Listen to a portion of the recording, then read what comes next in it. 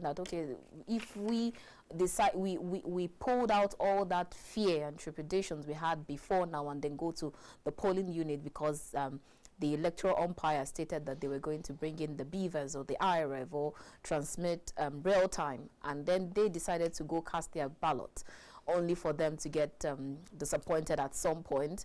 So if you still have those complaints coming forth, it definitely going to affect people's appetite coming out. But then if you see this kind of crowd, look at the mammoth crowd right there. You have women, you have children. At some point I was even asking where all the youths, have they all jackpot? So, but then you have more of women, you have more of children, the elderly people. They have decided to go outside to exercise their franchise and then choose who they want to represent them, if either in Imo, in Kogi, or in Bayelsa. And we just hope that at the end of the day, you don't have one court session or one judge saying that what all this mammoth crowd you have outside there, they are not the final judge, or they are not the final arbiter. They are not going to decide whether or not a particular candidate wins the election. We just hope that is being treated, because when you had such, when that judgment came in my mind, I'm just wondering, that's the kind of example I just give it is that it's just like when you go to school and then you come out with a result, and someone comes out to tell you that you did not go to this school, and then they went to the school to verify. You have your result, but then the court can decide to come out and tell you that no, I did not go to school, and I'm showing you, hello George, this is my results. I went to school, and all my classmates are there telling you that yes, he or she is my classmate, but the court will tell you no, this person did not go to school, and that's it. But that's a challenge. But then I just hope that we're able to solve that quagmire. And with regards to violence, I think it's reducing. It's not like what we had. There was this fear when it comes to these three states, that like the kind of state that you have in the boiling kettle, especially Kogi and Imo, or maybe Kogi and Bayelsa state. But looks like we've not heard so much of violence. Probably, do you think anyone is brewing? We've not been able to hear anyone yet. Yeah, we will still have to wait for reports. But I guess when we're doing this, we also have to commend when commendations are necessary. I believe some security forces in Kogi State, let me get that correctly, apprehended a number of persons, some thugs, in possession of arms, in possession of millions of naira cash. I will have reports from trusted media sources like the cable, showing pictures of money exchanging hands in some polling units. But back to the issue of violence, we always said that there could be a strategy by some persons to want to create violence in places that are not their strongholds. But then you heard the governor of Kogi State saying that, interestingly, the governor was speaking to media, and he was telling the media that the reports of violence is a media creation. And you start to wonder, Your Excellency, are you referring, what media are you referring to that is creating this violent reports? But in any case, that language anyway, I don't think perhaps, the governor would want to put people on alarm or push them away from voting. So I would say that even if he is aware of certain things, he has to say everything is fine so people come out and vote and all of that. But so far we've been hearing good reports from about the security forces. As we speak, things can always change, but as we speak, we've not heard reports like we did sometime in the general elections, where either the security forces were alleged to have been complicit, or they were alleged to have sat back and like bystanders and watched things happening before them. So we've not seen that yet, and hopefully that is how it continues. But there have been allegations flying left and right, particularly from the PDP candidate. He has even released a video on his socials alleging all kinds of fraud and all kinds of deceit. He's tweeting. Interestingly, he has time to do that. I can read out one of, that's really interesting. Yeah, one of his tweets here says, "Vote not going on in Ogori, Mangogo, because INEC staff refused to show our agents clean result sheets. If they refuse to show you untampered result sheets, resist and protest. Well, INEC has said that they will address this. The candidate also shared a video alleging INEC with the forged results. This is why INEC has said that they are going to investigate. He has shared a number of that. But then we'll be waiting on INEC to respond. But for the fact that INEC even took it seriously and didn't immediately debunk it, that is to say, if INEC had seen the reports and said no such thing happened. Don't you think maybe INEC is not as less busy as the PDP candidate? Well, yeah, you know, that's another angle to look at it. But I feel if there was a level of certainty, they would have said it straight out. You know, there's no need keeping us waiting to find out whatever you want to investigate. If you were sure, you would just say, disregard any reports, the video is fake, no such thing happened, and then we'll move around our merry day. But they've indicated that something could be up. And then Yaga Africa is not, Yaga Africa, we've seen their works over various election cycles. So they're not a group that we would expect to just, you know, make these sort of allegations and say, well, this is what we saw, we were not sure. They called INEC's attention to it. Multiple people have been calling, just like the PDP candidate is doing. And INEC is saying, well, we'll check what's going on. You know? So at least I think that's good enough. But one thing I would say is that we need to, what's the word, imbibe the culture of follow through. You know, there are a lot of things that happen in Nigeria. And, you know, sometimes we can make predictions and we say, you see this thing that happened that looks like big news, that looks controversial, that looks like it's the end of the world. Sleep and wake up.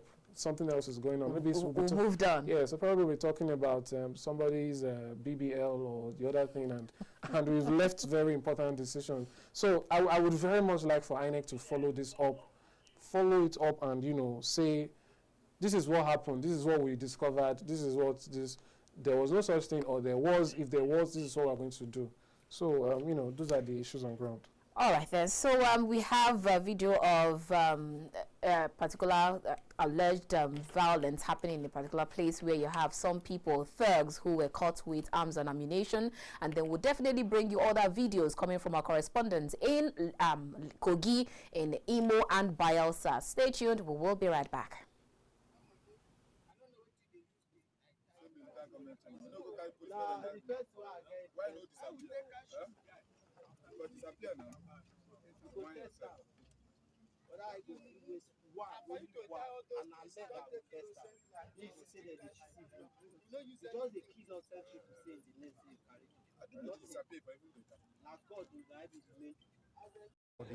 People are voting their mind.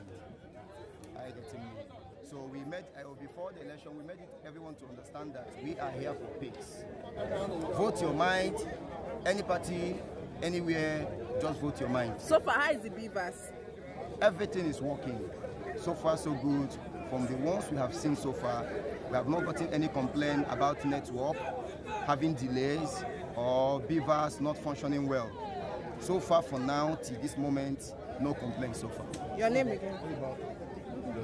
My name, like I said before, my name is Divine Daberechi Akomba, and also a leader and a youth leader of this community. What about the INEC officials? Did they arrive on time? Yes, they really came on time. I was surprised, unlike before initially. In fact, I was very, very surprised that they came on time.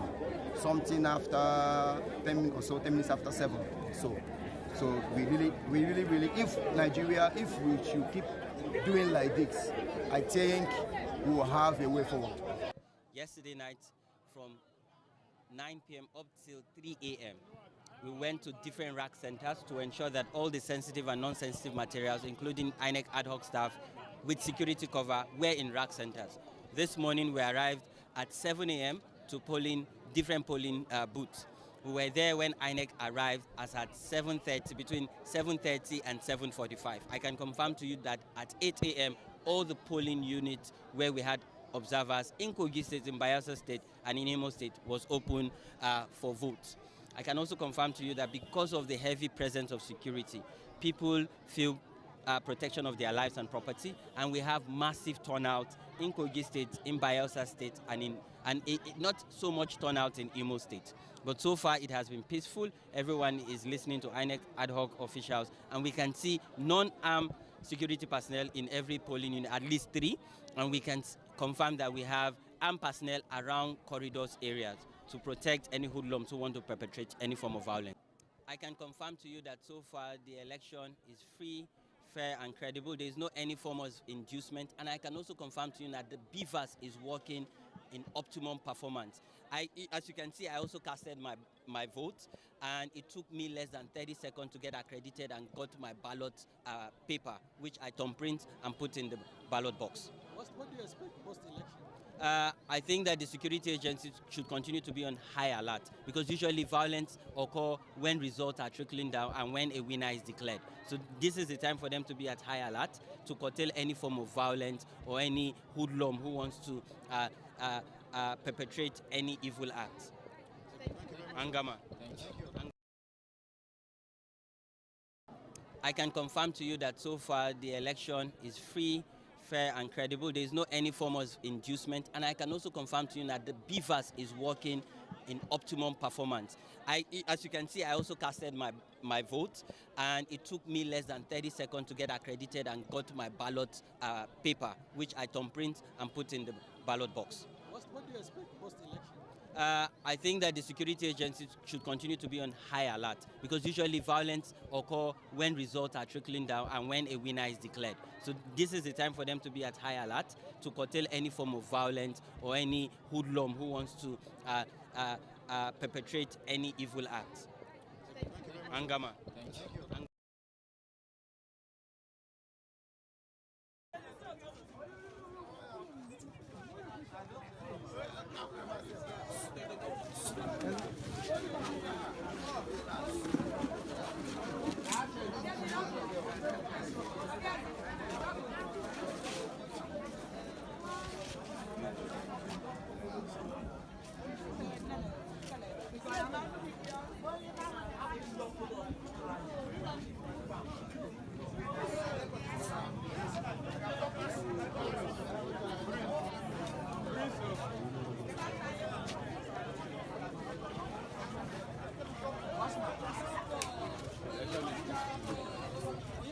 Very peaceful. One of the most peaceful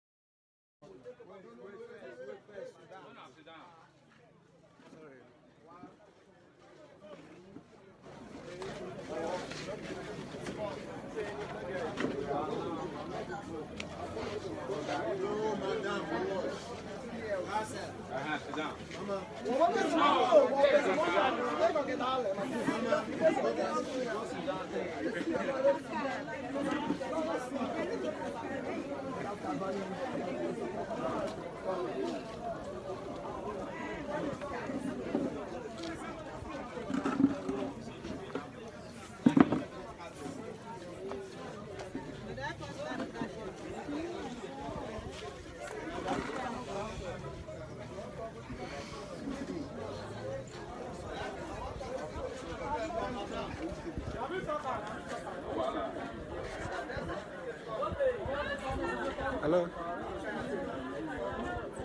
Okay. Just give me a few seconds. A few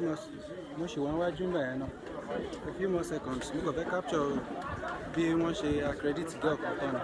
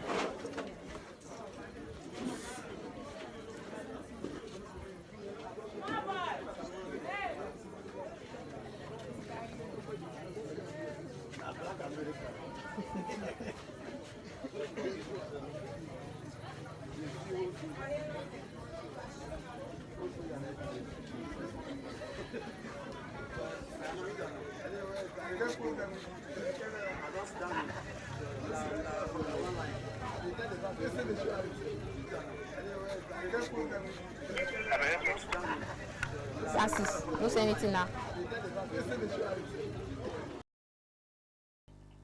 Welcome back. You're still on to our live telecast and coverage of the all-cycle elections in Kogi, Bayelsa, and Imo State. Right now, we'll get some updates from some of our correspondents across the three states. We're starting now with Kogi State, where we have a team, or a number of teams there. We'll be speaking to Francis Adeni now, who's calling in from Kogi. Good afternoon, Francis. How are you doing? Good afternoon, Amadine. Nice talking to you. All right. Hope you're well. How are you on your team? Okay. Actually, right now we are on transit to Ayutthaya, which happens to be the country home of the gubernatorial for the People's Party. However, in Okene, the election there was not peaceful, free.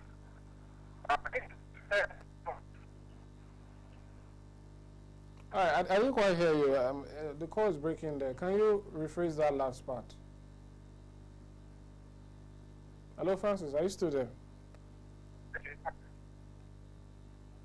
All right. Maybe we'll have to call him back. He said he's in transit, actually. Moving across Kogi State can put you through pockets of connection issues. So I agree. Hopefully we'll hear more from him. But it's good to see everyone is on ground and, watching, monitoring. We saw earlier from Code Development or Code organization. They're part of the observers there, and he was giving his own... That's Connected Development. Connected Development, yes. He was giving his own analysis of how the event is going on so far. And I think the average Nigerian should be aware that what goes into a lot of these things. Speaking specifically of election monitors now, these are people who, you can say it's a thankless job because you are doing work that is for the good of the people. The service. Yes, and being present sometimes, just like security, being present can deter someone from wanting to, commit crime or another. The fact that there's an observer also, gives this idea that I'm being watched, so I have to be careful. I'll just quickly read out a report here from the cable. It says that a party agent, let's say allegedly, even though this is from a reputable journalist, a party agent walked up to journalists thinking they were voters. He said, "Come and support our brother. You can come and vote. You don't need voter card here." This happened in Oru East, Imo State. Oru East, Omuma 10, polling units 35. Well, I was actually wondering who exactly is their brother. You start to but I think the scary part of this statement is you don't need a voter card here. What does that mean? What could that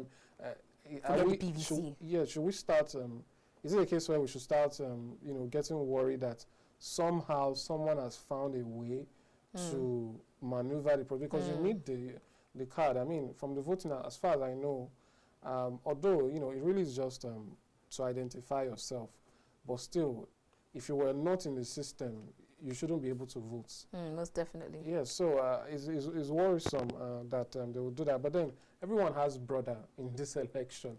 Anybody can. Even a journalist has brother. Yeah, it happens. When they're supposed to be apolitical or independent, but then they have brothers at the town too. hall yesterday, our guest, Madam Tomisin, said that everyone is, what was the word she used? Partisan. Partisan, in a manner of speaking, even children, but then as professionals, as people who have a duty, you have a way to, even judges, when judges are in a courtroom, they have to put aside some of their personal biases. You could see someone perhaps dressed a certain way which you would not approve for perhaps your child or your daughter, but if that person comes to a court, they are innocent until proven guilty, so you have to put that aside and judge them.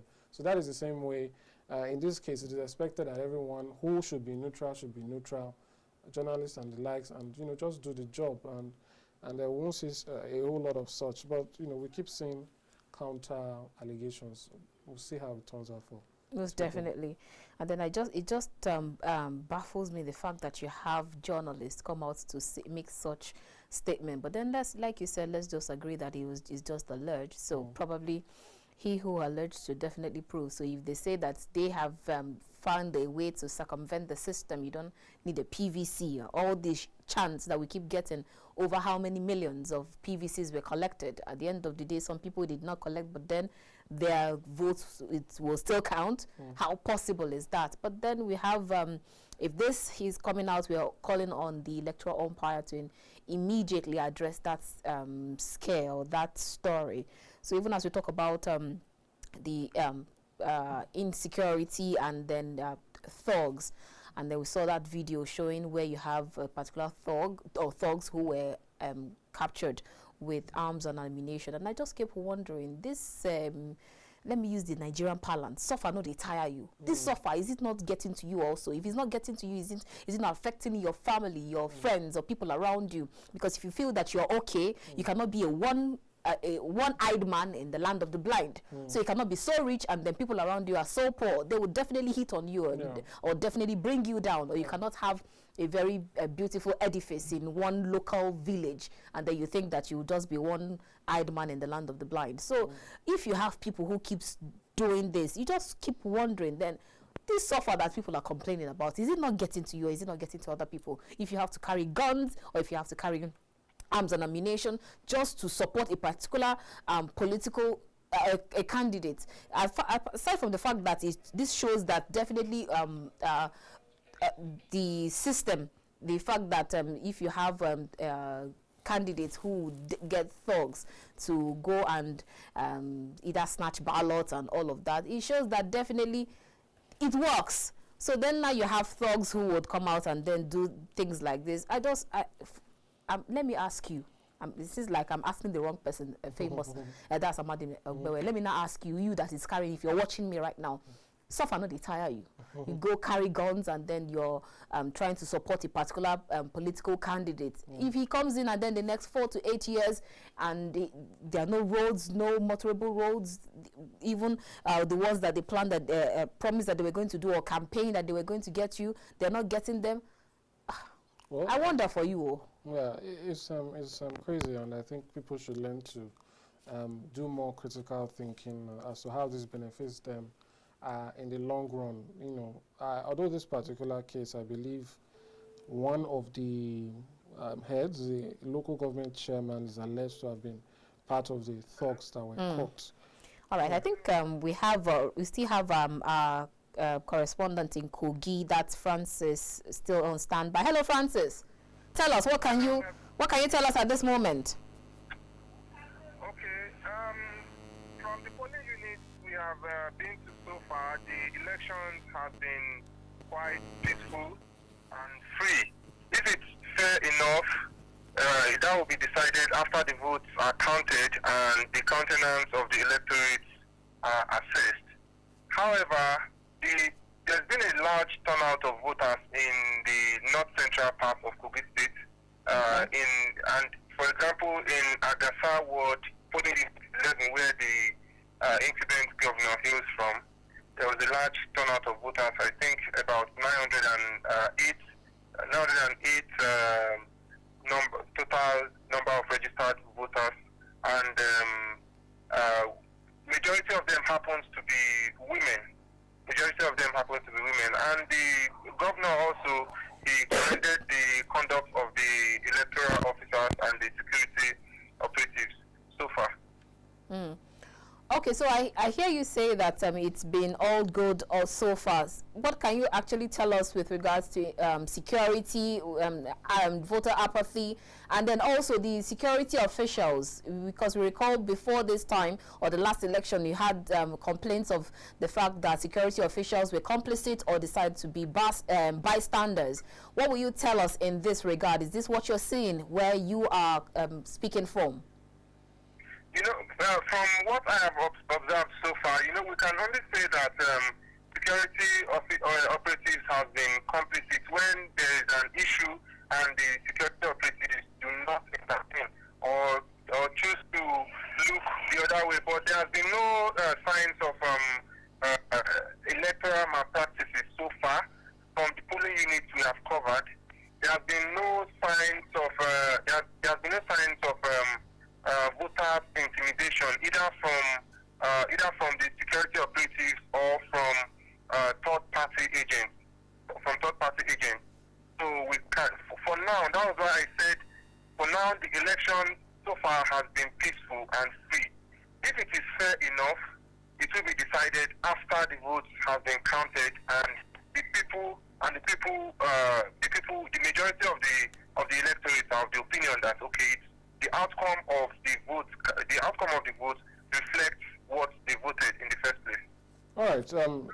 What about the issue of preparedness? If you wanted to judge, you're talking about free. What about how quick INEC responded, or how they prepare for this? We have the PDP candidates alleging that INEC staff in some places are not doing their jobs or trying to perform some sort of malpractice or another. But, that aside, what would you say about preparedness in terms of how early voting started and what stage we're at the moment? Okay, at some of there's a particular, the first polling unit we visited this morning. I can tell you from a place of authority that voting started here at 8:23 a.m. At 8:23 a.m. That is to say, that means that electoral materials and the electoral officers had been there much earlier, and there have been no complaints either from the electorate or from the security operatives. The security operatives have been quite professional so far, provided there has been no atom of violence in the various polling units. All right, so what can you tell us about the INEC officials? What's happening with them? So far, the INEC officials have been, they've been discharging their duties quite well, and the DVAS machine has been functioning. The polling units we have, all of the polling units we've visited, there have been no complaints of malfunctioning of any of the electoral materials. And also, there have been no complaints of of any of the party's logo not being on the ballot box. Nothing of such so far. Oh, that's good to hear. All right, so the party agents are not making a fuss anywhere. They're okay with the process as far as you can see. So far, there have been no complaints. So far. All right, so what's your next stop from here, Francis? Okay, right now we are on transit to Ayetoro, which happens to be the country home of Senator Dino Melaye, the flag bearer of the People's Democratic Party.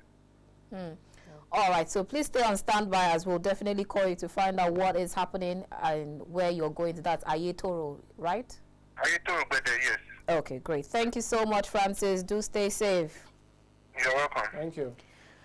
Okay, so viewers, our phone lines are open. You can call in to make your contributions, ask your questions with regards to what is going on in Kogi, Imo, and Bayelsa elections. Amadine, I'm actually glad to hear the fact that Francis is telling us that insecurity has, okay, according to him, for now, I remember he said that word for now, but at least it's actually good to hear the fact that we've started since 8 o'clock, and then this is past 1 o'clock, we're hitting 2 o'clock, and then we've not heard stories. We talked to Mavis in Kogi East, we talked to Francis in Kogi Central, we've talked to Victoria in Imo State, and then all of them are still telling us the same thing, that insecurity is not what we should be talking about now, that the security issue has been abated according to them. So let's see what will happen in the next few hours before we conclude. Yes, the hope is that it continues like this. If you recall, even the general elections, we got a lot of positive reports, you know, if you take it into aggregation. But then at some point there were also the negatives coming in. But you know, like we say, the hope is just that things continue peacefully. As you can see, the people there, the electorate, those people coming out to cast their votes, you can see there's no level of, I mean, just doing an eye test on their body language and all of that. No one is really out there with the intention to want to cause violence or whatnot. The electorate is very much happy to just come out, cast their votes, and it counts, you know. No one really wants the extra drama that comes with this, except those with malicious intent, you know, and want to take over. We saw that. Okay, let's take a call. All right, let's quickly take this call before we go ahead. Hello, good afternoon.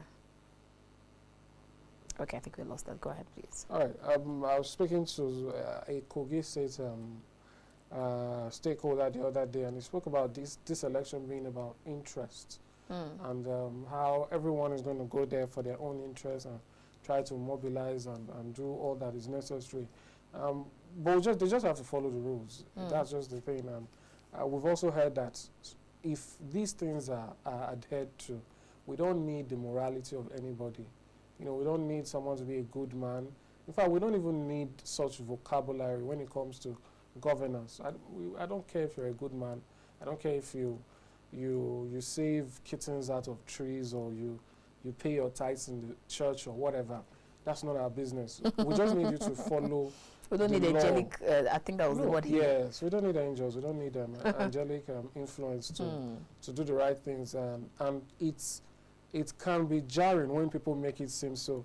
No, this man is different. He's so. So the reason why laws exist at all is that you can't expect human beings to just do the right thing. So we create these laws so that whatever your disposition or countenance is, you know that when you break this or when you don't do this, this is the consequence, and so on. So that's what we really need here. We don't need saviors or messiahs or devils or any of them.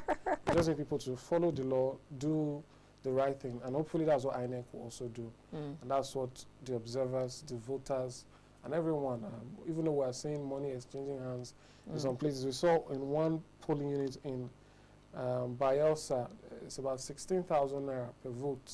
Oh, wow. I wonder if that was divided across 4 years, maybe 4,000 per year. So these are things that we need to, you know, curb and understand that there's no benefit really. Let's just follow the rules and see where it leads us. And then you can just imagine someone coming out to say that there is no potable water, you don't have motorable road, you have inflation's gone record high, fuel scarcity. Even when there's fuel, it has gotten to 650 naira, or maybe very soon it might get to 800 naira. But then we also have complaints with regards to how the precipitous decline of our national currency compared with other global currencies. But then these same people who are complaining, some of them, not all, the same people would go back to the polling unit to go collect 16,000 naira to share for 4 years. And then you just begin to wonder, where does your own loyalty, your own heart lies? If you come out to sing that chant or sing that national anthem, you have you actually don't have any reason singing that song at all. So we'll call for more patriotism. We see few of that. I believe even people who have it genuinely are not seen as serious. There's no way you love your country that much. You're just making noise. But you know, we'll continue to bring the live updates and see where the elections are headed. At about now, I believe, in places especially without so many electorates or so many voters, elections should be rounding up already. Latest by 3, maybe we'll start to see something else going on in the states. But so far, Bayelsa, Imo, and Kogi were still very keenly watching as to how all the analysis we had prior to the election will turn out. The issues of zoning, the issues of ethnic sentiments, and all of that. We'll see how it plays, and also the power of incumbency. But we do hope that those in power are not leveraging on that in any mischievous way to get their victory. So those are the issues on the ground, and let's see if we can find more updates and bring to the people. All right, there's one here. Vote buying rocks Kogi poll despite ICPC development. It will have that incidences of vote buying have been noticed in some polling units in ongoing governorship election in Kogi State. Many voters were discussing how they had been promised 5,000 naira if they voted for a particular political party. I wonder, what do you think the EFCC and the ICPC can really bring to the table here in terms of curbing this issue? We've actually seen this thing happen during the general elections, and then they come out to say that if people were arrested, that you had that argument with regards to where they should be taken to. Should they be taken to the police, or should they be taken to EFCC for EFCC custody, or straight to court? That's the judicial and tribunal. And then that argument just stayed. At some point, we're no longer hearing anything. But I agreed with the fact that immediately one person is caught, you should look for a way to trace or follow that money from where it is coming from, and then pick everyone in that value, in that chain. But then when I said that same thing, I recall one guest just told me that if you decide to pick one person and then follow the money, at the end of the day, the same person that even sent the money would go back to that same security official, I'm not going to mention name, would go back to that security official and release those people. So definitely we need not only people that will not just catching them, but at least have people that have the mind or have the patriotism to not just pick people who go into this vote trading, either buying or selling, and then ensure that they are prosecuted immediately. Court, take them to court and let them be sentenced for 10 years, in fact, even 100 years, and then throw away the key. If that's the way, if that's what's going to serve as a deterrent to other people, then I agree that should happen. Indeed. We hope to see more of that. Like I said, it's also an issue of follow-up when we see these issues, and we don't tend to see what happens later on.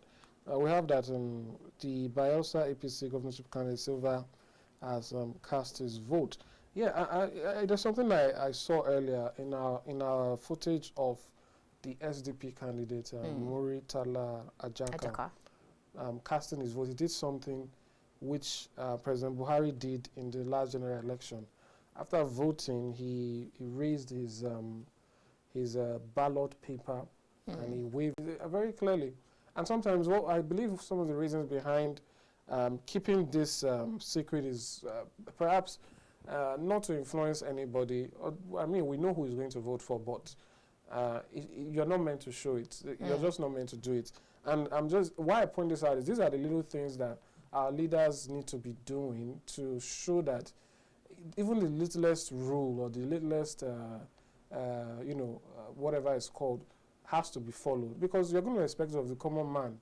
I was speaking to the 2023 SDP presidential candidate the other day about the qualifications to get a job, even perhaps at KAFTAN TV here. You need to be a graduate, you need to study maths, you need to you need to be good. It's a lot, so we should also have these expectations for the people who want to lead us. I hate to take it to another matter now, but this is how I see the issue of marriage. The man is the head of the home and all of that, because if you designate someone as a leader, what it means is that they have more responsibility. It means that what you would hold a regular person for, the person who is a leader can't even do up to half as much before they have to seek redress. So that it might seem little, but he was not supposed to do that, and no one should be doing that. President Buhari did it, and perhaps other people felt emboldened to do it, but they should not do that. That's exactly what I wanted to say, because if you punish one person, definitely it will sound as a ringer to other people. I remember we talked about the fact that former President Muhammadu Buhari showed his ballot paper, and then a lot of people came out to shout and then say it was all shades of wrong. But at the end of the day, what happened? Nothing happened. That's the reason why you have other persons who decide to come back and then do the same thing. After all, you did not punish the first person, so why won't they want to do it? And then you just begin to wonder. And then I remember the fact that people keep complaining of that's the electoral umpires keep saying that the fault or the problem is from political parties, because they are they don't actually engage the people. You don't have much of political education or political participation or political engagement. If you have a governorship candidate come out to show the world, come out to show Kogites, come out to show Nigerians in general his ballot paper, then it means that what exactly have you been telling your people? It should go further than I will give you water, I will give you light, I would make sure that Kogi has more investment hubs. It definitely goes further than that. Then you coming out to show them your paper, what exactly are you then preaching to people? Indeed. It is sad. It is, yeah. I just check this now. Hamzat Lawal, he was the one speaking earlier as an observer. They've just sent in an observer report. It says jubilation as vote buying rampantly skyrocketed to 30,000 from 15,000 in Bayelsa State. The local government is Ogbia in Bayelsa, Ward 6, Unit 2, 6, 5, and others. And he's just drawing the attention of INEC and the EFCC to that footage there. I guess we'll bring that to you shortly. But it's interesting, especially the caption there from the jubilation as vote buying increases from 15 to 30,000. I wonder if some party agents saw that the election wasn't going their way and decided that double the money. You know, so these are the issues. It's just like when you have a particular employer say that, or maybe an employee come out to say that I'm done with this organization, I want to leave, and then the employer comes to say, okay, so how much is the next person paying you? I will double the money. Yes. That's what they are now doing. Yes, even in the polling units. It's very interesting. But what I would say is that there's an advice that usually floats around as regards vote buying, where people say, collect the money and then But I'd just like to point out, for the sake of clarity, that is still a crime in the Electoral Act. It's still a violation. Yeah. You can't receive and you can't buy and you can't take. So that is that. Let's quickly take this call. Hello, good afternoon. Hello, good afternoon. Good afternoon, sir. Tell us your name and where you are calling us from. All right, I think we lost that already. Please, when you're calling, ensure that you tell us your name and where you're calling us from, and ensure that you are calling for the right reason. Okay, let's go on a quick break, but when we're going on this break, we'll definitely bring you a documentary on the 3 states that's the off-cycle election, Kogi, Bayelsa, and Imo State, as they are all jostling to get their own governors who will succeed. Governor Yahaya Bello, who will succeed, Governor Doye Diri, or who will succeed, Governor Hope Uzodinma. And that is the battle that is ongoing now. I'd like to go on this break. Okay, I thought I was going to take that call. So let's see that documentary, and when we come back, we'll bring in our correspondent from Kogi, Bayelsa, and Imo, and afterwards, we'll be talking to our analyst on the show today. It is still the live broadcast, the off-season elections. We will see you after this timeout. Join us in 30 minutes. The confidence is there. Hope is back for Nigeria. Just let us be united. Thank you.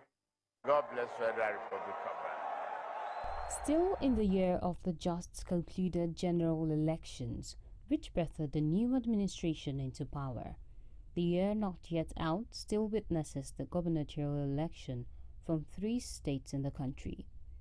With a total of 5.41 million eligible voters, the Independent National Electoral Commission (INEC) is set to conduct the governorship elections in Bayelsa, Imo, and Kogi State on Saturday of November 11th, 2023.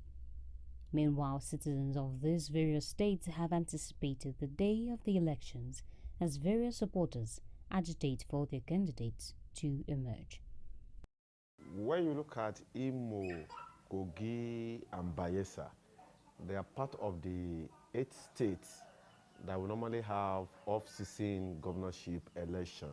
You know, when I say 8 states, we have Ondo State, we have Ekiti State, we have Osun State, we have Edo State, we have Anambra State, we have Bayelsa, we have Kogi, and we have the same Imo. So Imo, Kogi, Bayelsa, they're also part of the 8 states in Nigeria that will normally conduct off-season election. And when you look at the off-season election, the game that played out in the 3 states, they are not new to us. Let me start from Kogi. When you look at Kogi State, although from 1999, we had the same smooth running of governorship election in Kogi State when we have the late Audu in Kogi State.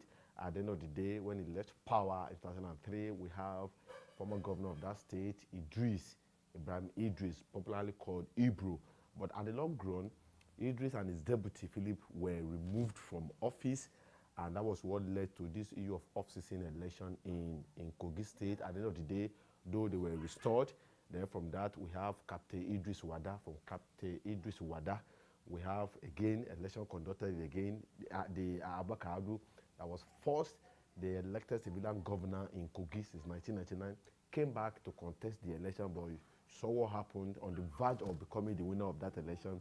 He died, and that was give another space for Kogi election, because during the time that late Audu died in the 2015 general election in Kogi State, no, we don't have the provision in the law. So he raised a constitutional crisis in Nigeria that who should continue from where late Audu stopped. And don't forget, in that primary, the present governor, or let me say the outgoing governor of Kogi State, Yaya Bello, contested the primary with late Audu then, and during that election, Audu won the primaries, and he was the governorship candidate of APC in 2015 in Kogi State. He ran with James Faleke. So when he died, and he raised a constitutional crisis in Nigeria that who should continue from where he stopped, should it be his running mate, James Faleke, or should it be Yaya Bello, that both of them ran on the APC primary together? So that one gave a space in such a day that the election there was put on hold. At the end of the day, Yaya Bello, who contested the primary with him, was nominated to continue doing so. In the case of Imo, Imo has always been a conservative state. Imo has always been under the rule of conservative political party, i.e. PDP, from 1999 until about 4 years ago, when Opin Sodima became governor. And how did it happen? It was Honorable Ihodewa that INEC announced as the person who won the election of Imo Guba election. But and Opin Sodima came third. He came distant third, and he challenged that election in court, and he was able to convince court of the land, and the court now ruled that Honorable Ihodewa did not win the election, having not complied substantially with the provision of Electoral Act and Nigerian Constitution. And what they did at Supreme Court was that they removed certain unlawful votes from that of Honorable Ihodewa, and that was that. They said, okay, the remaining votes of Opin Sodima is the highest, and it was declared as a winner, and that was how he became the governor of Imo State. And let's now go to Bayelsa. In Bayelsa, in the last election, gubernatorial election, it was APC that won the election. APC won, and before that, PDP had always been in charge of Bayelsa State. Bayelsa is equally a conservative state since 1999 to that period. And we shouldn't forget as well that President Goodluck Ebele Jonathan had issue with the national leadership of PDP, and he said, well, if you will not listen to me, if you don't allow me to have a say in my state, I will show my strength. And he supported APC candidate, that is Honorable Leon. He supported him, and Bayelsans, believing in Goodluck Jonathan, as the immediate past president of Nigeria, they voted for APC and Leon was elected. But unfortunately, that joint ticket of Leon and one major general, that major general had an issue, maybe with his name or with certificates, and that was challenged in court. The eve of their swearing in, of their inauguration, was when Supreme Court pronounced that that man was not qualified to be nominated as deputy governorship candidate. And once a joint ticket, if anything happens to either of the parties, it will affect the ticket. And on the strength of that, Supreme Court now pronounced that APC did not have candidates for that election. And what it means that the candidate of the party that came second would naturally become the governor. That was how Durudiri was declared PDP as the lawfully elected governor of Bayelsa. And overnight, he was sworn in as a governor. And that was how the thing went back to PDP. It was a short-lived victory for APC. So from that, we discover that the three states had a lot of checkered history when it comes to politics or governance or governorship in Nigerian politics. These three states have been known for a peculiarity or another, which has made people deliver speculations on the possible outcomes. Kogi states have recorded various elections marred with violence during elections. And just like this state, Bayelsa and Imo states have also witnessed various forms of irregularities, amongst other things. Kogi politics is this issue of violence and so on and so forth. It has been there right from day one. In fact, when you look at this current election now, 40,000 police officers already deployed to Kogi State, 40,000, unprecedented on the issue of off-season election in Nigeria. So that is Kogi for you. In fact, when we're doing our analysis, we discovered that from January 1, 2003 to November 4, 2023, we've recorded 101 violence in the three states, Kogi, Imo, and Bayelsa State. Guess what? Bayelsa State just having, we recorded 20 violence incidents in Bayelsa State. In Imo State, we managed to have 34, but in Kogi State, we managed to have 47 electoral violence since the beginning of this year till this present moment. So that is Kogi politics for you. And again, let's go to Imo State. You know, Imo State since 1999 has been predominantly PDP state since 1999. Start from when Chuba was there. At the end of the day, when we have Ikedi Ohakim, who became the governor of that particular state in 2007, even though when you look at Ikedi Ohakim, who came in 2007, Ikedi Ohakim came on the platform of PPA, but at the end of the day, he defected to People Democratic Party. But what did we see in 2011? Rochas Okorosha did not allow him to enjoy that 8 years in office. So we saw Rochas Okorosha came in 2011 to become the governor of Imo State, and Rochas was there for 8 years. And when Rochas was leaving, something played out in Imo in 2019 governorship election in that particular state. We saw Rochas under APC did not support the candidature of APC in 2019 governorship election in Imo State. He supported his in-law, who happens to be once commissioner for works in Imo State, graduated to become a commissioner of works, down to the chief of staff to the governor, Henry Uwosu, under AAC. So a drama played out in 2019 governorship election in Imo State, when sitting governor Rochas Okorosha did not support the candidature of Upus Odima, who happens to be a sitting senator there. And at the end of the day, Ikedi Ohakim, the former deputy speaker of House of Reps of PDP, was declared the winner of that particular election. The sitting governor came fourth at that particular election in Imo State in 2019. But what did you see? Usodima went to court, approached court, that know that he won that particular election, and he approached court with evidences. Someone becoming fourth, at the end of the day, by Supreme Court, pronounced to become the winner of that election. Up to today, majority of Nigerians does not understand how Hope Udodima, who came fourth on that particular election, ended up becoming the winner of that election. And what Supreme Court rule is very simple, because Hope Usodima approached court that more than 3,000 polling unit results were not added to his result. More than 3,000 polling unit results were not added to his result, and he tendered evidences before the court. And at the end of the day, he brought those evidences to Supreme Court, and Supreme Court could discover that all those polling unit results were stamped, confirmed by INEC. And at the end of the day, all those results, they were initially not added to his own figure that made him to came forth in that election, were added by Supreme Court. That was what made Hope Uzodinma to become the governor of Imo State from fourth, becoming the first governor in that particular state, coming first in that particular election. So that was how Hope Uzodinma emerged to become the governor of Imo State in 2019. So at the end of the day, don't forget that Ikedi Adim was here for some months. So by January 2020, Hope Uzodinma was declared the winner and was sworn in to become the governor of Imo State. So Imo politics as well is quite interesting when you look at the politics of South region. In Kogi, ethnicity determines a lot of things in Kogi. And Kogi had 21 local governments. Igala has the highest number of local governments, spread in the eastern and western senatorial district of the state. So which means voting population of Kogi is greater than any other ethnic group put together. So which means where Igalas go will determine where governor will come from.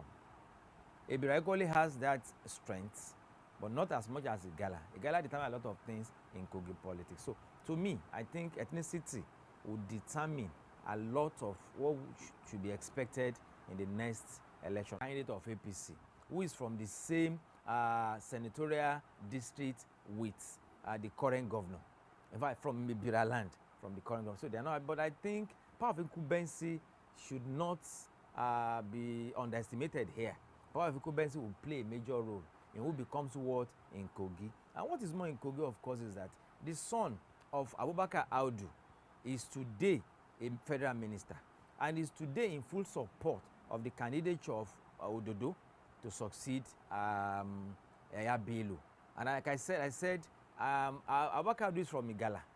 So if the son of Abubakar Audu is in support of the candidate of APC, who is from Ebira land, I think we should expect that it's likely to be not too tough context for APC to win. And let me tell you this, the contest is going to be 2 or straight between PDP and APC. Now dating back to the history of governors in this state, it could be said that they have had their own fair share of struggles during the evolving period of leadership in their regions. Bayelsa State happens to be a state that has been governed majorly by one party, which is the People's Democratic Party, PDP. It started with Governor Diepre Alamne Sega under the People's Democratic Party, PDP, from 29th of May 1999 to 2005. His leadership was followed by Goodluck Jonathan, who ruled under the People's Democratic Party as well, from 9th of December 2005 to 29th of May 2007. Timipre Silva became the governor under the People's Democratic Party from the 29th of May 2007, and then shortly after, his election was nullified and Weruni Presia Baruku became the acting governor on the 16th of April 2008 to May of that same year. Timipre Silva was later restored back to office on the 27th of May 2008 and ruled till the 27th of January 2012 after he was re-elected. Although Timipre Silva was not done with facing the court, as his tenure was terminated by the Supreme Court, giving space to Nastor Binabo, who also became acting governor from the 27th of January 2012 to the 14th of February that same year. This leadership was followed by another administration, which was led by Henry Dixon, who, however, became an elected governor under the PDP from the 14th of February 2012 to the 14th of February 2020. And currently the state is governed by Doye Diri, who took over office on the 14th of February 2020 under the People's Democratic Party.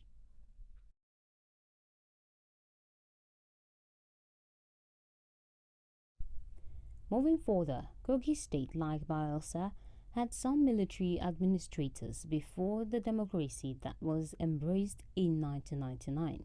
The civil rule began with Prince Audu Abubakar on the 29th of May 1999 under the All Nigerian People's Party as the second democratically elected governor, as he was the first democratically elected governor in January 1992. His administration was followed by Ibrahim Idris' administration, who ruled under the People's Democratic Party from the 29th of May 2003 to the 6th of February 2008. Clarence Olafemi was the Speaker Kogi State Assembly, who assumed office after the removal of the governor, Ibrahim Idris, and his deputy, Philip Salau, by the Supreme Court due to the nullification of the re-elections in 2007 governorship polls on the grounds that the Independent National Electoral Commission wrongly excluded the All Nigerian People's Party candidate Abubakar Audu from the 14th of April 2007 governorship poll. After that incident, the rule of the People's Democratic Party continued with the emergence of Idris Wada as the governor of the state from January 2012 to January of 2016.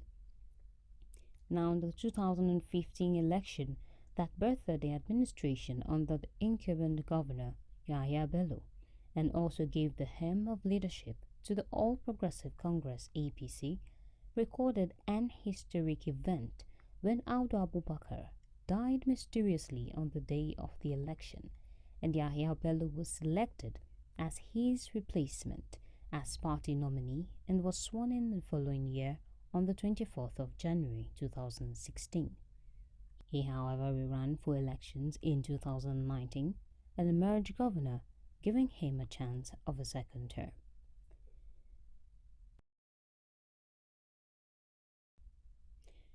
Now, Imo State has also some history of civilian leadership, which began in 1999 with Achike Udenwa, who ruled under the People's Democratic Party, PDP, from the 29th of May 1999 to the 29th of May 2007 in the Nigerian's Fourth Republic, as he had various civilian predecessors who ruled before him. Unlike the other states who had recorded more administrators, this state had recorded more governors during the military era.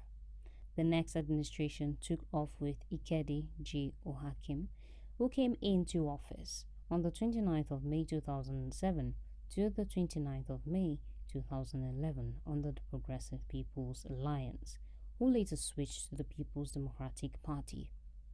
Shortly after, Owele Rochas Anayo Okorocha came into office on the 29th of May 2011 to the 29th of May 2019 and governed under the All Progressive Congress. Emeka Ihadioha took over on the 29th of May 2019 till 15th of January 2020 under the People's Democratic Party, after which Hope Uzodinma under the All Progressive Congress took over governance from the 15th of January 2020 till date. Now, currently, the same energy which was observed in the just concluded general elections has been seen in the governorship elections, and the question on everyone's mind is who will become the next governors of each of the states. When we look at Kogi, Kogi is quite different because Kogi is in north central of Nigeria. And when you look at Kogi State as well, Kogi is being divided into three senatorial districts. We have Kogi East, Kogi West, and Kogi Central. Since 1999, till when Yabelo became the governor of Kogi State, it has been the Kogi East have been ruling Kogi State. So they've not given Kogi Central and Kogi West the opportunity to become the governor of Kogi State. And in Kogi, like I said, we have Kogi East, Kogi West, and Kogi Central. Kogi West happens to be the minority in Kogi State, the Yoruba speaking in Kogi State. That's where we have the current PDP governorship candidates now in that Kogi State. Dino Melaye happens to come from Kogi West. Senator Sumat Adeyemi, former senator from Kogi West. from Yoruba-speaking area in Kogi State. Even the ADC governorship candidate, Adeleke, in this election, happens to be from Kogi West. Now, it was even the advent of Yaya Bello that gave the Kogi Central the opportunity to become the governor of Kogi State. Now, Kogi Central now will now be completing their 80 years in office through Yaya Bello. And again, another thing raised EU when Yaya Bello was trying leaving office now, when they conducted their last primary, people were like, APC should move down to Kogi West because, like I said, Kogi West has never produced governor in Kogi State. And at the end, what did we see? We saw Yaya Bello again picking a candidate from Kogi Central again, Adudu, from Kogi Central again, that it will succeed him. And I think that one led to EU between him and talking about Yaya Bello and Senator Smart Adeyemi. You know, Smart Adeyemi also ran on the ticket of APC to become the governorship candidate of APC in this particular election. But what do we say at the end of the day? Smart Adeyemi lost out at the court. So it shows that if at the end of the day, Adudu now declared the winner of the election, it shows that Kogi Central will retain power after 8 years. And that was what justified the action of Governor Yaya Bello, that Kogi East has been there for years. In fact, if not because of the death of late Audu, it will have been Kogi East in 2015 governorship election in Kogi State. So that is dynamism of Kogi politics since 1999 down to where we are today. And when you look at Kogi, Kogi is an historic state in Nigeria. Don't forget, that's where we have a law Lugard that did amalgamation of Nigeria, Southern and the Northern Nigeria Protectorate. In fact, his wife, Folashaw, was one that gave us this area of Nigeria, River Niger and River Benue. In fact, it's one of the first capital in Nigeria before moved down to Calabar, from Calabar to Lagos, from Lagos to now where we have it now in Abuja. So Kogi politics is quite interesting to we Nigerians. This year happened to be spectacular as the issues of insecurity and violence has stopped the event of the electoral process. This has caused many to fault the electoral process and restrain from participating in the exercise due to the fear of the unknown. The fight for leadership in the states is tough as every contender could be seen given all it takes to emerge victorious. In Bayelsa this weekend is going to be a game of tussle between PDP and APC. But guess what? No, people were talking there when PDP was planning to have their governorship ticket. People were talking that they should give it again to David Long, who ran on the ticket in 2019, but they did not give him. Rather, they gave it to the former governor of that particular state, who happened to be the immediate past minister of petroleum of state under the regime of former President Muhammadu Buhari, that is Timi Presifa. And you could see that after the ticket, the EU came out that he has taken oath of office twice, that he cannot even become the governor of Bayelsa State. The case was in a state high court, ruled that Timi Presifa cannot become the governor of Bayelsa State. He went to appeal court. Recently, appeal court during that judgment that should be on the ballot. So on this weekend now, to me, in Bayelsa, it's going to be a two-horse race between PDP and APC. Will APC take over power in Bayelsa State? What they tried in 2019 that even came out by the end of this day, court did not allow you to stand. So all would do a deal, continue his administration for the last leg in Bayelsa State, like what we saw when Dixon was there and got re-elected. During the second tenure of Seraki Dixon becoming the governor of this state, that INEC came out with that particular guideline that no, there's be a simultaneous election. By the time you approach the polling unit accredited, immediately you have your ballot paper, you vote, and you go back to your house. And again, we carry out a security analysis, and we try to see those things that are likely to play out in this election in 3 states. You know, in Kogi State, try to come out what we call armed clashes, destruction of electoral violence, and shooting. Those are the security threats people are able to identify in Kogi State. In Imo State, armed clashes, destruction of electoral materials, political talks, and assassination. In Bayelsa State, the same thing again, armed clashes, shooting, adoption, and assassination. So those are the likely threats that might happen in this coming election. And that's why the IG, last Sunday, IG was on national TV on a tower meeting where he vowed that he will ensure that this election free fair and credible in such a way that people will be able to go out and exercise their franchise. When you look at the 3 states together, like I mentioned, Imo, Kogi, and Bayelsa, due to the statistics and data now available now, people are saying that less than 30% of people will go out and cast their ballot, which is quite abysmal and is going to dent the image of our electoral process in Nigeria. So we are going to see that where people will go out peacefully and conduct their election. Crowd does not translate into electoral victory. There are two different things. Some people are at the rally to just catch fun, just listen to you. Some are there because they are mobilized to be there. So I would not want us to be carried away with the crowd the SDP candidate is getting. I would not want us to be carried with the crowd ADC candidate is getting. I would not want us to be carried away with the crowd PDP candidate is getting.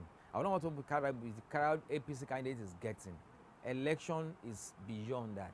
Economically as well, these 3 states are endowed with natural resources expected to raise revenues in the state.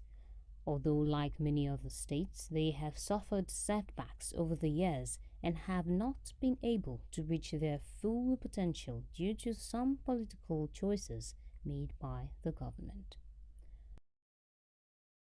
Kogi of today might not be Kogi of our dream. Bayabelo had done his best. And the current situation of the Nigerian economy, it's always difficult for you to have a good governor or good governance. It's difficult. Because what is coming to some states not commensurate for what they have on grant. Imo is doing well, Bayelsa is doing well. And to my mind, Kogi is equally doing well economically. They are doing well. And if the current government at the federal level is allowed to carry out their various laudable projects, if their iron steel company comes on board, and other things comes, I can assure you, Kogi will be one of the best states, not only in the North Central, but in the whole of North. Because that industry, Ajaokuta Steel Rolling Company, if it comes on board, is going to employ direct employment about 100,000, indirect employment about 500,000. So if this comes on board fully, I can assure you Kogi will be the better for it, and they will be able to put certain things in play. But for now, Kogi is struggling to survive because Kogi is an agrarian state. And once you're an agrarian state, it's always difficult for you to actually look inward and generate money. It's always difficult. You can't compare Kogi with Imo, for instance. You can't compare Kogi with Lagos, for instance. You cannot even compare Kogi with Oyo. You can't, because, so, what I'm saying is, of course, and like I said, say that journey Kogi is about 8 to 10 states. So they have a lot of challenges, a lot of influx, a lot of security breaches, a lot of things. And when they are planning, if they plan for their own people alone, there will be influence of people from these states to their states. And if you have ever passed through Kogi to North, you will understand what I'm saying. Now you see population in Kogi, they are trooping out. And you ask yourself, how is the government being able to actually better a lot of these people? There are so many, just like Lagos. There are so many. So to my mind, I think with time, our state will be the better for it. If you allow the current government at the national level to carry out all its laudable programs as spelled out, and if they are carried out, most states will be the better for it. Because most things we are talking about now will be started in the states. It is, however, safe to say that Nigeria, like other developing countries in the globe, is a work in progress. As such, we are implored to join hands together in unity, peace and love to move the country forward by practicing true patriotism and living by good conduct. Relatively, the government has the greatest share of the job, which is to enable fairness in the electoral system of the country and enable trust in every decision made to rule the nationals by practicing transparency and accountability.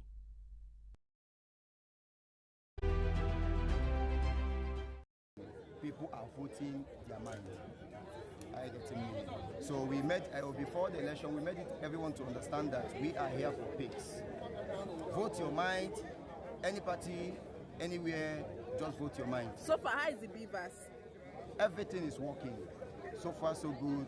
From the ones we have seen so far, we have not gotten any complaint about network having delays or beavers not functioning well. So far, for now, till this moment, no complaints so far. Your name again? My name, like I said before, my name is Divine Daberechi Akomba, and also a leader and a youth leader of this community. What about the INEC officials? Did they arrive on time? Yes, they really came on time. I was surprised, unlike before initially. In fact, I was very, very surprised that they came on time. Something after 10 minutes or so, 10 minutes after 7. So we really, if Nigeria, if we should keep doing like this, I think we will have a way forward.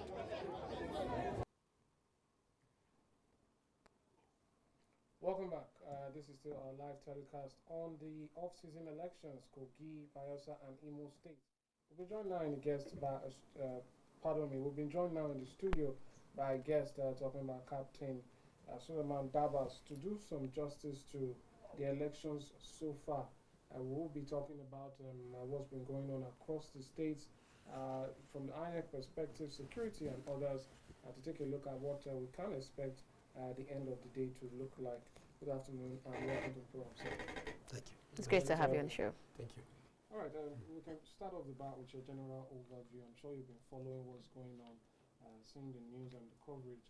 What's your general take on the elections across the 3 states so far? Well, with the feelers we've been getting from the states, we have our men on ground, Kogi, Bayelsa, and Imo State. And we've been getting some reports since yesterday before even the election this morning. I will understand that the 2 hotspots right now, the 2 hotspots are Kogi and Imo State. But of course, with the election this morning, we understand that everything is going on fine, and that but just that pocket of troubles here and there in Kogi where 2 persons have already been killed, and the election is going on fine. We understand also that there are some agents, party agents, who go about trying to make some results even before election commence. Results have started coming out and all of that. As of this morning, 9:30, I got a message from one of our ambassadors from Kogi State, who sent it around 9:25 a.m. The result is already out, and materials have not gotten to that polling unit at which the result is out yet. The INEC staffs have not even gotten there, so but they already had the results. So, but the good thing is that the commission is on top of the matter, and they are trying to handle that issue. So, relatively, election is going on fine in the states. So I hear you say that the electoral umpire, they're actually on top of the matter. How optimistic are you with regards to how much they will deliver? If you look at all the failures they had during the other general elections, they should have learned their lessons. At this time, we should not be talking about the same mistakes again. So how optimistic are you with regards to them being hands-on? Honestly, this is a very good question. You see, the issue of trust has been a very serious concern with the stakeholders and the commission. You know, election, once there is no integrity in every election, then there is a problem. People don't really trust you. Before the general elections, INEC has, with the stakeholders, the CSO, INEC has over 80% of our trust. 80%. There's no doubt about that. But after the general elections, I tell you, I can barely score INEC 20%. And the reasons are just, every Nigerian knows what really went wrong. Like you said, how are we sure that they will deliver? That's a very big concern right now. And the INEC chairman, Professor Mahmoud, which I have so much respect for, came out and said, we are on top of this, we will ensure that things are done right. We have a very bad image in the last general elections, and that we want to. Did they actually accept the fact that they had a bad image? Well, the statement is tilting towards that area, because the statement is a direct statement. A lot of people have mistrust about what happened in 2020 general elections. We like to ensure Nigerians get what they voted for. And that statement of saying that allow the electorate to be the deciders of the election, I think will go a long way. That statement he made, allow the electorate to become the deciders of these elections. So for me, as polling unit ambassadors that we know, Our concern is majorly that elections should be done properly at the polling unit. And I always tell people that election cannot be rigged at the polling unit. It's not possible to rig election at the polling unit. Why not? Oh, good. You see, polling unit ambassadors of Nigeria believe in one thing. And I after a very long time, INEC was able to key into what we believe. That when you do election in the polling unit, because the polling unit, every stakeholder is at the polling unit. Those who voted, those who cast their votes at the polling unit are people from that polling unit. They don't come from a different place. So that's their community. We call it the polling unit community. They wouldn't want to have things done wrongly at their polling unit. Everybody knows everyone. Where the election is rigged is when the election has been done at the polling unit and you have the polling unit result. The process of taking this result to the collation center, that's where they rig the election. They don't rig election at the polling unit. And that's why we say, and INEC believes in this. In the general election, we say, if we want to get this thing done right, INEC brought a very wonderful proposal, which we all key into. Let's upload the polling unit results at the polling unit level. Are you speaking of IREV? Yeah, the IREV.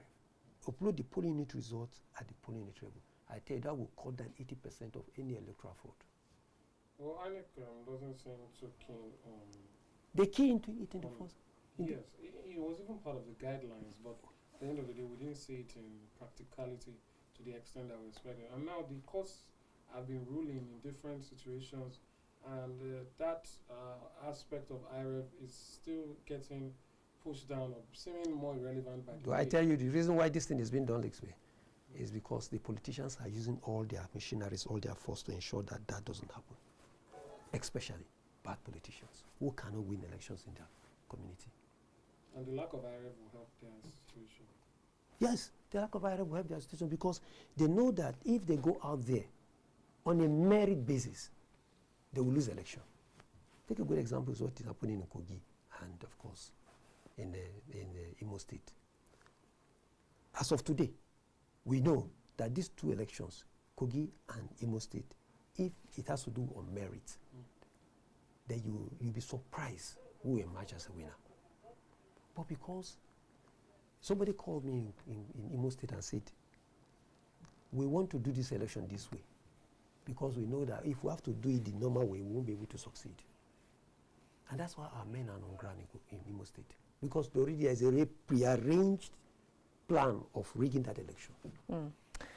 All right, so before we go ahead, we just got some information saying that they have already started counting in Bayelsa. Let's take that report and we'll come back to continue, and then we'll also call our correspondent there in Bayelsa to find out exactly what is happening in his area. We'll see you after this time out. Join us again. Daniel, what is remaining bylaws paper not used, go already stroke and finish. That is 260. 100 plus 266 will make 366. So I want to write down for my please party agent for my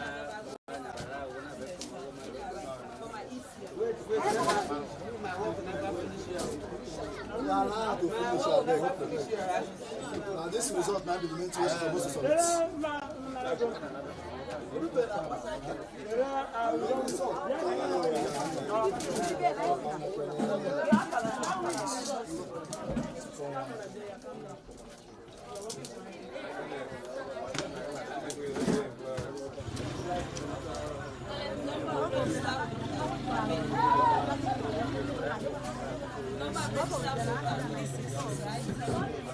Number of accredited voters, 100. Number of ballot paper issued, 360. Number of unused ballot paper, 260. Number of spoiled ballot paper, new. Number of rejected ballot paper, new. Total number of values for them. Make I fill in the parties. First party will get APC.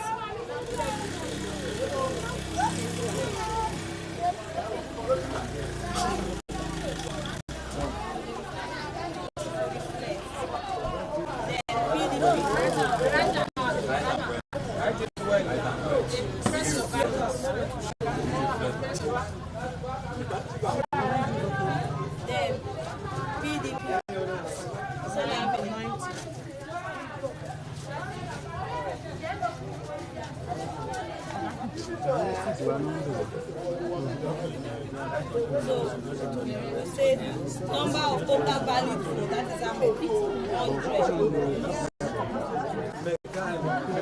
Total number of filled ballot papers at the polling unit, that is how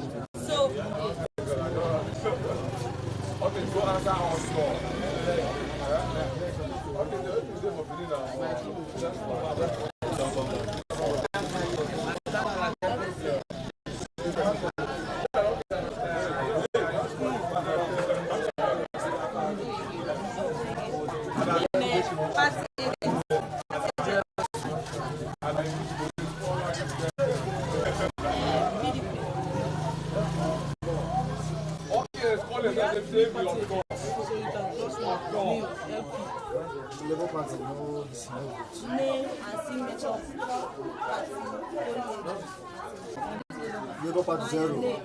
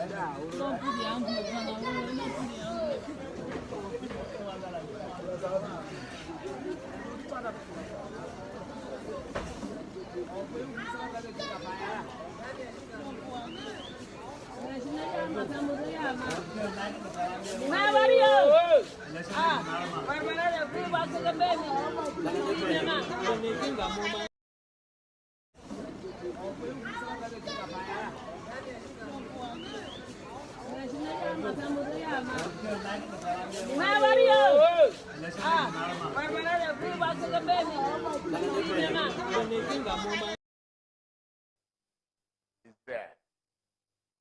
Hope is back for Nigeria. Just let us be united. Thank you. God bless Federal Republic of Ghana. Still in the year of the just concluded general elections, which breathed the new administration into power, the year not yet out still witnesses the gubernatorial election from 3 states in the country. With a total of 5.41 million eligible voters, the Independent National Electoral Commission (INEC) is set to conduct the governorship elections in Bayelsa, Imo, and Kogi State on Saturday of November 11, 2023.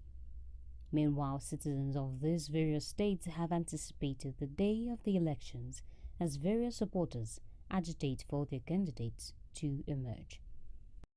When you look at Imo, Kogi, and Bayelsa, they are part of the 8 states that will normally have off-season governorship election. You know, when I say 8 states, we have Ondo State, we have Ekiti State, we have Osun State, we have Edo State, we have Anambra State, we have Bayelsa, we have Kogi, and we have the same Imo. So Imo, Kogi, Bayelsa, they're also part of the 8 states in Nigeria that will normally conduct off-season election. And when you look at the off-season election, the game that played out in the 3 states, they are not new to us. Let me start from Kogi. When you look at Kogi State, although from 1999, we had the same smooth running of governorship election in Kogi State when we have the late Audu in Kogi State. At the end of the day, when he left power in 2003, we have former governor of that state, Ibrahim Idris, popularly called Ibro. But at the long run, Idris and his deputy, Philip, were removed from office, and that was what led to this issue of off-season election in Kogi State. At the end of the day, though they were restored, then from that we have Captain Idris Wada. From Captain Idris Wada, we have again election conducted again. The Abubakar Adu, that was first the elected civilian governor in Kogi since 1999, came back to contest the election, but saw what happened on the verge of becoming the winner of that election. He died, and that was give another space for Kogi election, because during the time that late Audu died in the 2015 general election in Kogi State, no, we don't have the provision in the law. So he raised a constitutional crisis in Nigeria. That's who should continue from where late Audu stopped. And don't forget, in that primary, the present governor, or let me say the outgoing governor of Kogi State, Yaya Bello, contested the primary with late Audu then, and during that election, Audu won the primaries, and he was the governorship candidate of APC in 2015 in Kogi State. He ran with James Faleke. So when he died, and he raised a constitutional crisis in Nigeria, that who should continue from where he stopped? Should it be his running mate, James Faleke, or should it be Yaya Bello, that both of them ran on the APC primary together? So that one gave a space in such a way that the election there was put on hold. At the end of the day, Yaya Bello, who contested the primary with him, was nominated to continue doing so. In the case of Imo, Imo has always been a conservative state. Imo has always been under the rule of conservative political party, i.e. PDP, from 1999 until about 4 years ago, when Opin Sodima became governor. And how did it happen? It was Honorable Ihodewa that INEC announced the person who won the election of Imo Guba election. But and Opin Sodima came third. He came distant third, and he challenged that election in court, and he was able to convince court of the land, and the court now ruled that Honorable Ihodewa did not win the election, having not complied substantially with the provision of Electoral Act and Nigerian Constitution. And what they did at Supreme Court was that they removed certain unlawful votes from that of Honorable Ihodewa, and that was that. They said, okay, the remaining votes of Opin Sodima is the highest, and he was declared as a winner, and that was how he became the governor of Imo State. And let's now go to Bayelsa. In Bayelsa, in the last election, gubernatorial election, it was APC that won the election. APC won, and before that, PDP had always been in charge of Bayelsa State. Bayelsa is equally a conservative state since 1999 to that period. And we should not forget as well that President Goodluck Ebele Jonathan had issue with the national leadership of PDP, and he said, well, if you will not listen to me, if you don't allow me to have a say in my state, I will show. All right, welcome back. We're still on the live broadcast of the off-season election, where we're seeing who exactly will take over from the Kogi governor or the Bayelsa governor or the Imo State governor. And right now we're moving straight to Kogi as we have our very own correspondent, Mavis Ako, waiting to tell us what exactly is happening there. Hello, Mavis. What can you tell us this Saturday afternoon? Good afternoon, Annabelle Oji. Well, right here in Kogi, like we first reported, we're actually at Honor polling unit. At can you hear me? We're actually at Honor polling unit at Ida local government area. That's the local government area of the SDP candidate, governorship candidate.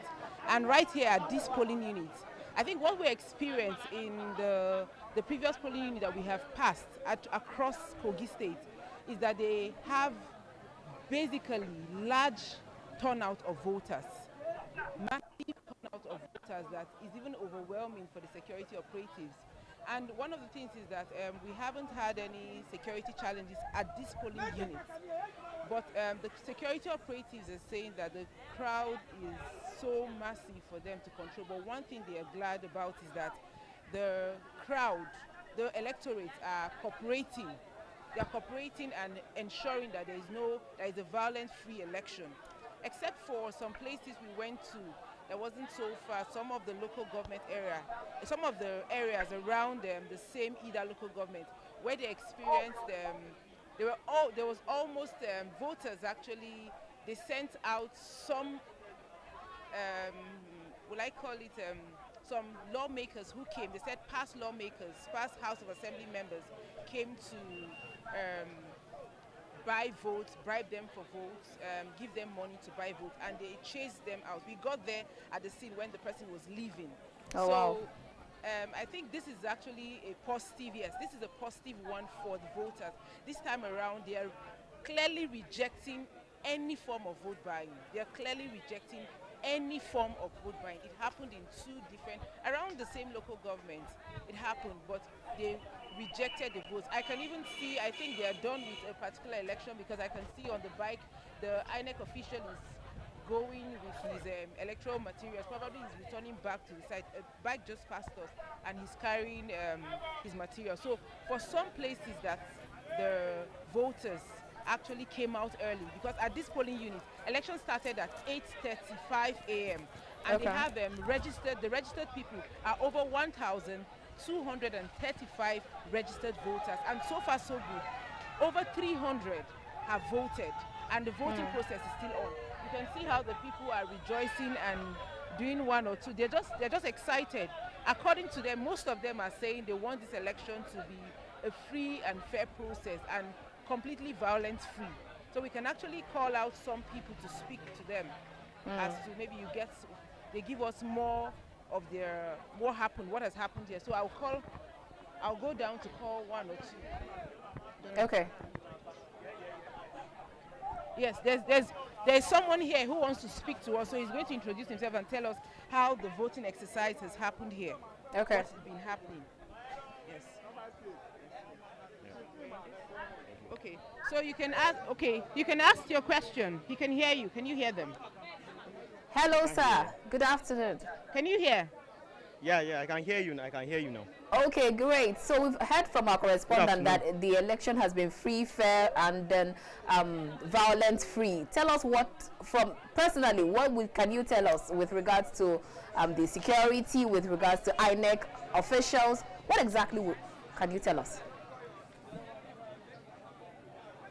What can you tell us about the election? Okay. All right. Thank you very much. I think we can credit the INEC. Okay. This is 002. So, and we thank God for the way and manner the election is going on here. And we thank God for the security agencies and the INEC officials. I think they're trying their best, and the voters as well, they are doing their best. I think the election is smooth and it's okay. So we thank God, and we believe and trust in God that the election is going to be smooth and perfectly. Okay, so have you been able to cast your vote? All right, can you hear him? Do you have more questions? Sorry, can you come again? I was asking if he has been able to cast his own vote. Can you come again? Okay, have you been able to cast your vote too? Yes, I've done that already, and there are more people still on queue, and they are still going on. There's no any fights, there's no violence, and trusting God and believing God before 4 and I think everything will be round up. Oh, okay. So this is just few minutes after two. Okay, this is just some minutes after can you hear two. me? Okay, yes, I can hear you. But I was going to actually ask with regards to voter apathy, even though I can see the crowd, the mammoth crowd right there. But so let's move straight to vote trading, for either buying or selling of vote. What can you tell us in this regard? Right here, what I've seen from the people, what I observed, I think it's a bit different from the past, what would I call it, presidential election, because I experienced firsthand where we went down to a particular voting units. And we were wondering if it was going to be violence.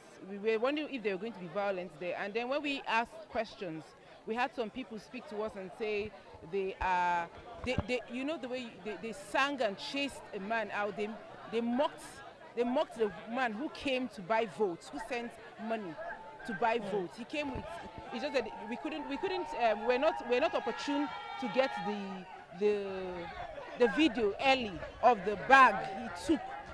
But immediately they called security operatives. Even the youths were they were not ready to accept any vote buying. That's what we saw. They were not ready to accept any vote buying. They immediately chased him away. If it was the interference of it was when the security operative came to help him out. That was what helped them. But what we saw here, what we saw around this local government is that they are not ready. The people are not ready to sell their votes. That's what we have seen. We don't know but they are not ready to sell their vote because we were far. If they were doing it because we were probably there, but we were far, they didn't see us coming. Okay. And they already started chasing him. So that means they're not ready to sell their votes. Okay, so that's for the electorate. Now let's talk about the security officials, because we've seen how much sometimes they've become complicit, or they just decide to become to be bystanders, or just stand around and see these things happening and pretend to turn blind eye or deaf ears. Is that what you're seeing there? Sorry, the crowd is so noisy. I don't know if you can repeat the question again. They're rejoicing.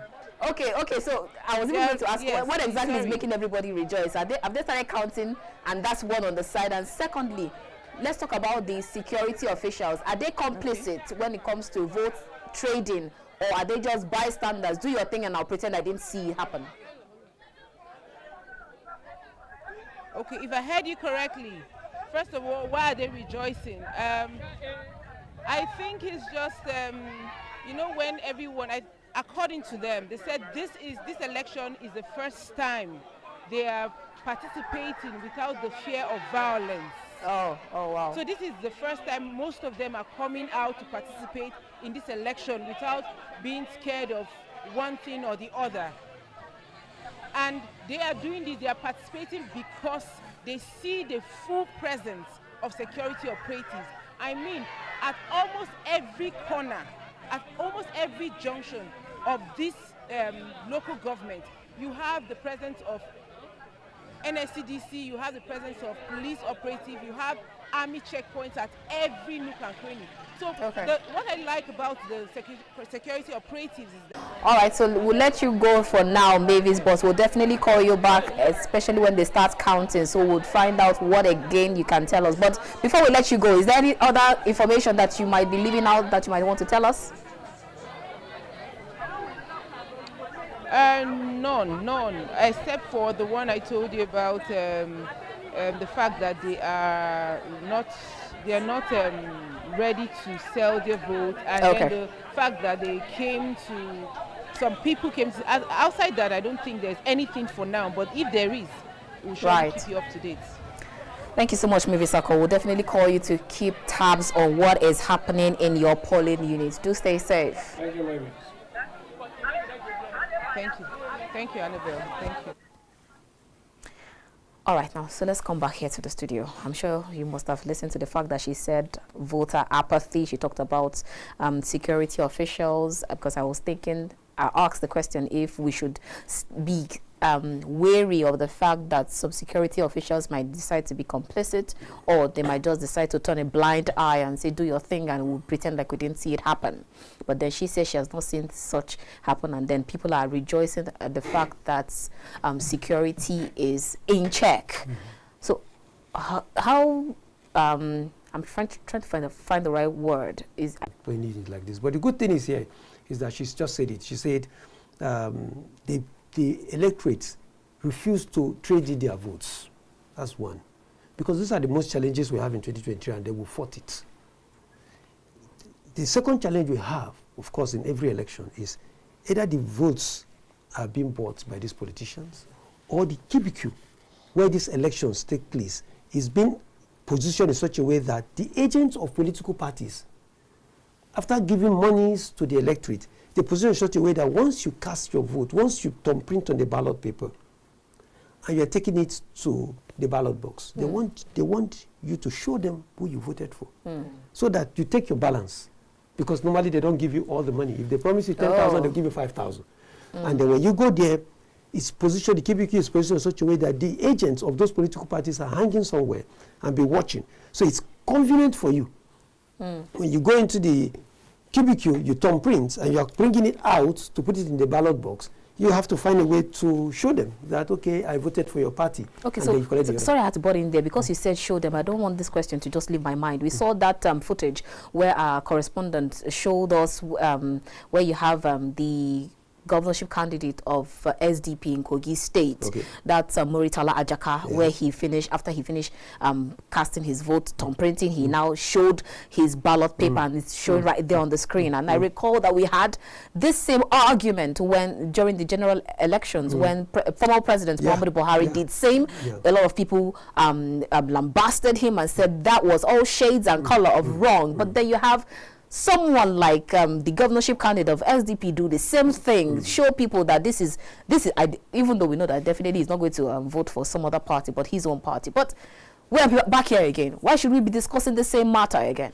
You see, the truth is, Annabelle, if we leave our country for politicians, they'll mess us up. Politicians are a different type of species. The rules are there. If it's in the same society, that is already an electoral fraud. The president in 2023 general election will be arrested. The governor will be arrested because you are not supposed to show the public who you voted for. But you see, we live in a society where everything goes on. And honestly, I feel so bad when those who think they are our leaders are the ones doing this. So tell me, when we are at the polling unit and you see an electorate who is so poor that is asking for 10,000, trying to show who he voted for, you won't be able to arrest that person because he's giving you an instance of a president. Or a governor. Or a governorship candidate. Did something. So you see, that's why I said this kind of system that we run and allow politicians to do whatever they want will destroy this democracy that we all fought for. I tell you, today we are enjoying this democracy, but in the long run, if we allow this kind of system, this kind of political jargons going on, it will destroy this democracy. Now, it's already in the electoral law that you don't expose your ballot paper to who you vote to the public. It's already there. So does it mean that they don't know? They do. And you see, the electoral body, the commission, is supposed to take control of this. And one thing again, I must say this before we go further, that we've been fighting. Polling Unit Ambassador of Nigeria has been fighting that we must not allow the president to appoint the commission chairman. What is the alternative? The alternative is that we should bring bodies of legal practitioners who will sit down. Every person who wants to be the INEC chairman will contest it. Why legal practitioners? Why that profession? Well, maybe because of what we have seen. I'm sure your question might arise because of what we have seen. Even the legal system has already been polluted itself. We can't even trust that legal system anymore. Are you saying that the judiciary is not the last hope of the common man again? It's not the last hope of the common man. The truth about it is that when you see red and you call it black, it becomes a problem. So before now, that's what we've been, bring bodies of, well, if we don't look at the judiciary, then we should look at professionals, people who have integrity. Now, we have a lot of Nigerians who have integrity, who will come together and elect the commission chairman. We must remove this appointment from the presidency. If not, he pays you. You will have to do his bidding. Because the whole money comes from him. If he doesn't approve it, nothing happens.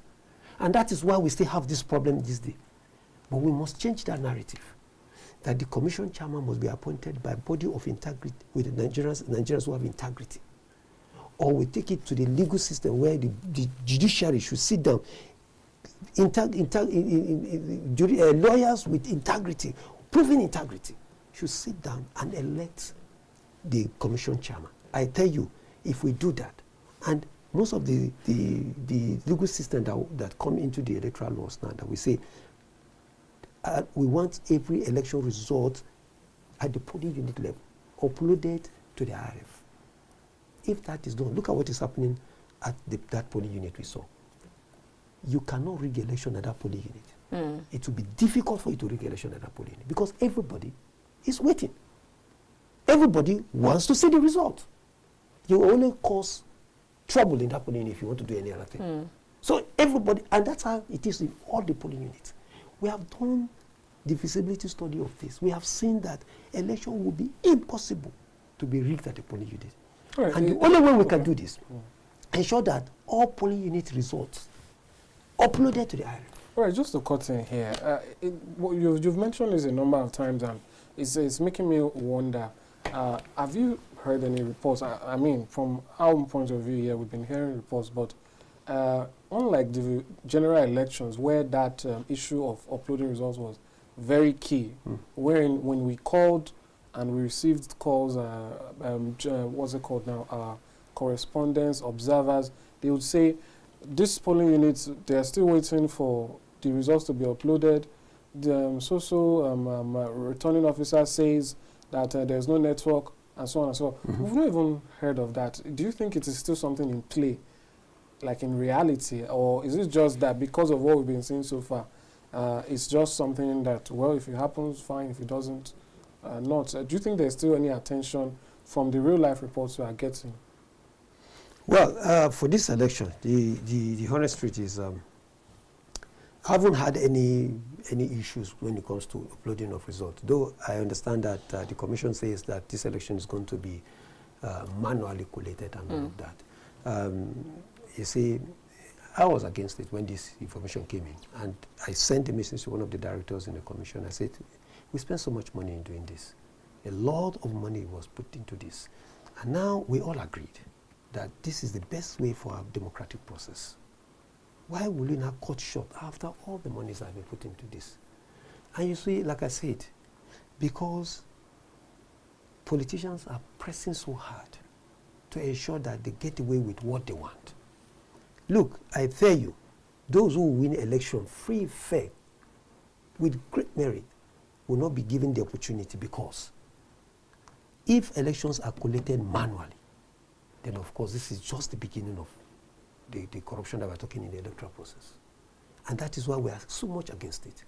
In this election, of course, things are going on, but I tell you, with what we are seeing, with all the feelers we're getting from Kogi and from Imo, in my platform right now, I'm sure somebody's calling me from Imo State now from my platform, the feelers we are getting, if things are done right, if there is no issue at the collation center, you'll be surprised who's going to win this election.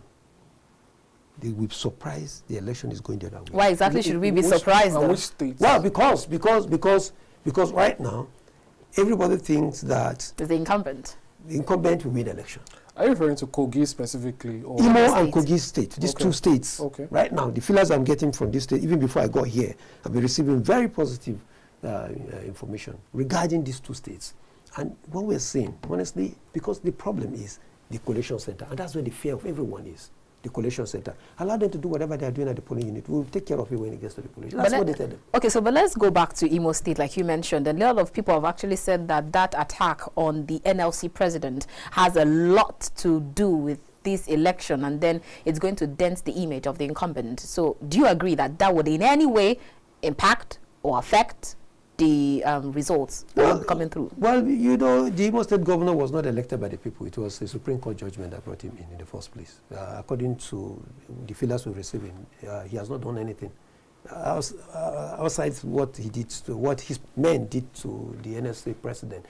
He hasn't done well in Kogi State, in Imo State. Are you saying that it was his men that malhandled the according NLC to what we president? heard, that the agent of state government were the one that handled the president, NSA president. But let's leave that aside. We are more concerned about what you've done for the people. What are the benefits or the dividends of democracy the people are enjoying?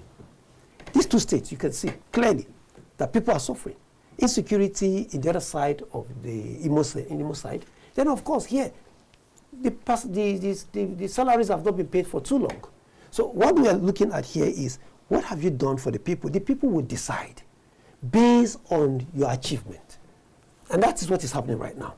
So, like I said, people from Imo State have been calling us to tell us that, yes, the people have made up their mind, and they are ready to go out there, despite all the intimidations and all of that, to cast their ballot for the right person. And likewise in Kogi State. And that is what is happening. And that's why we want the people to be the ultimate decider of this election. And that's just what we stand for. We don't want a situation where they are being intimidated to vote for a particular candidate. And that is what we are against. And I tell you, if things are done properly, just like the president has assured us that this is his first election assignment, and that he wants to ensure that the people becomes the ultimate deciders of this election. Fine, we want to wait to see this happen.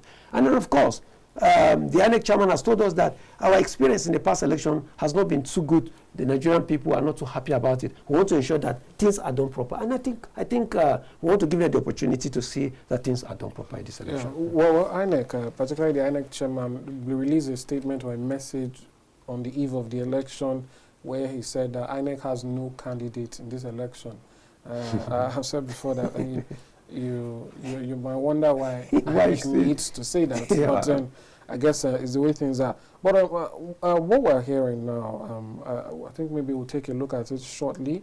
The PDP candidate is still making allegations. He's alleging that there were instances of vote buying and that funds were being used to sway voters' opinions.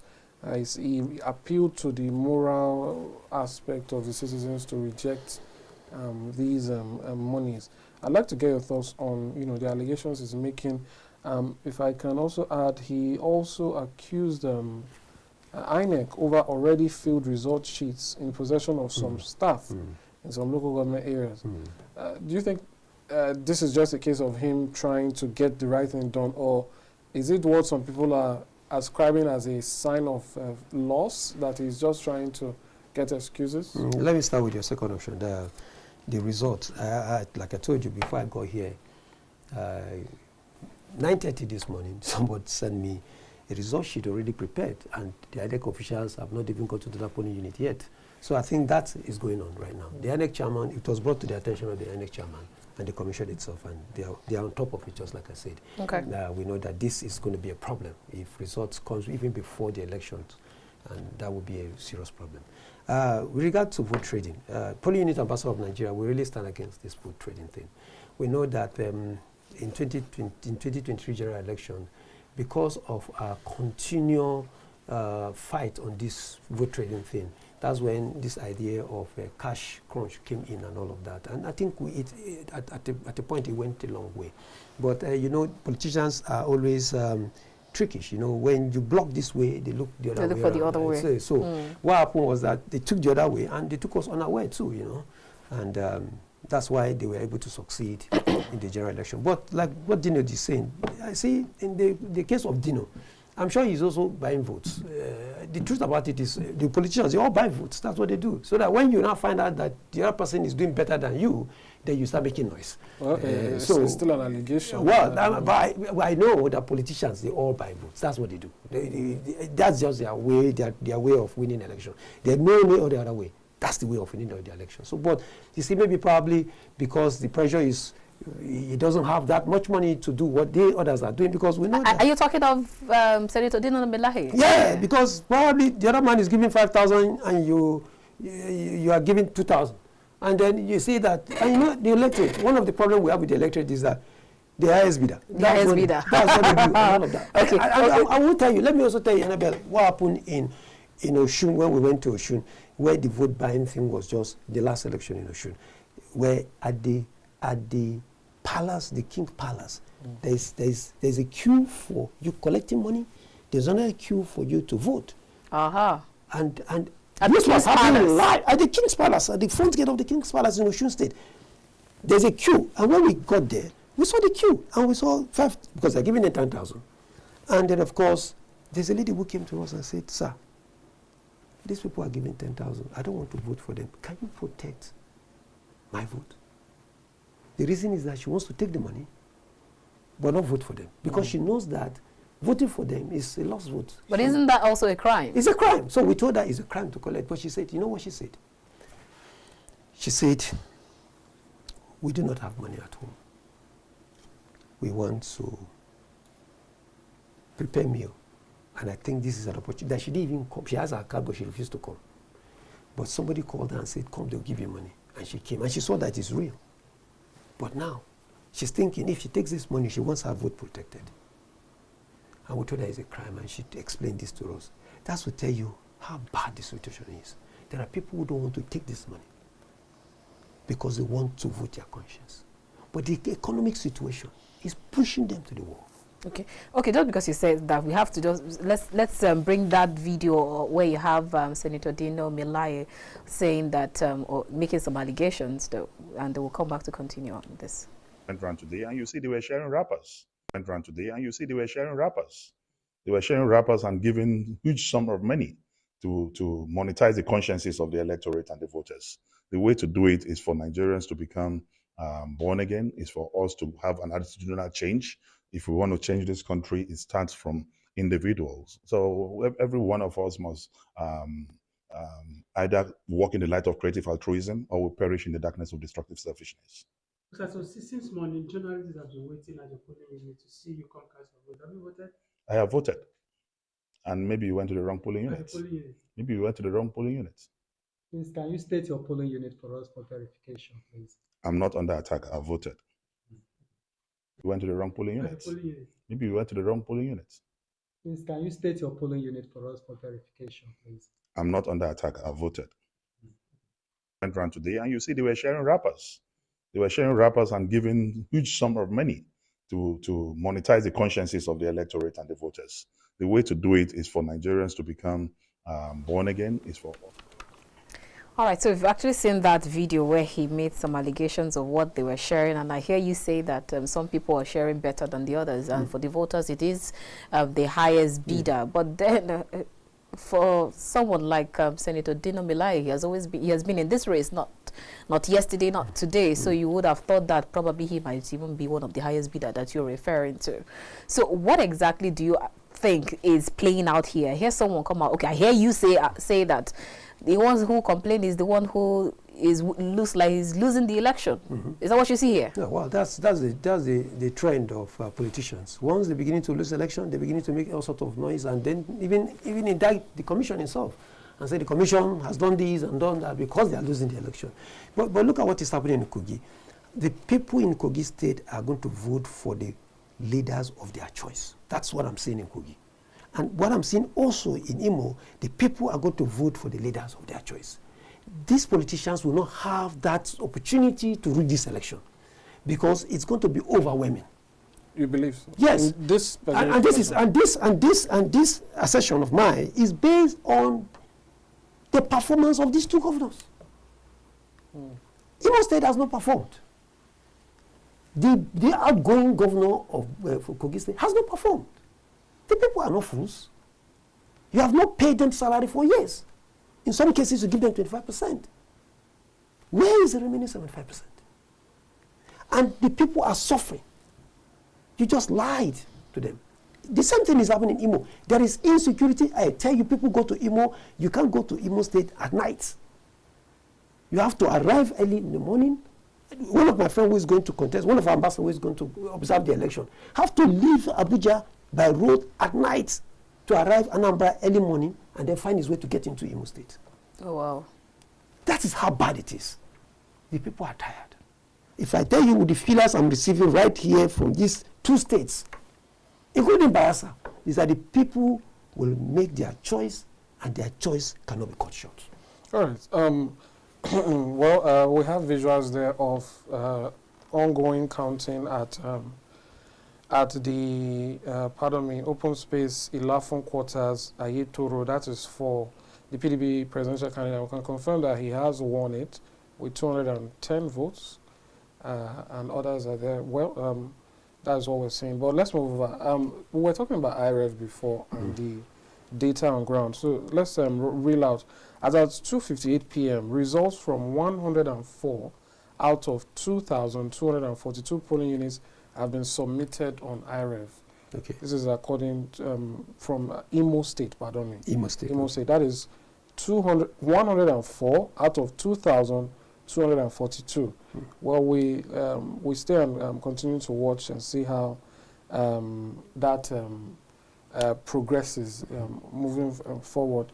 But that aside, let's go back to the issue of vote buying. Vote buying. We've talked about the problem. Can we talk about what could be solutions if it isn't possible? I don't believe anyone would do it.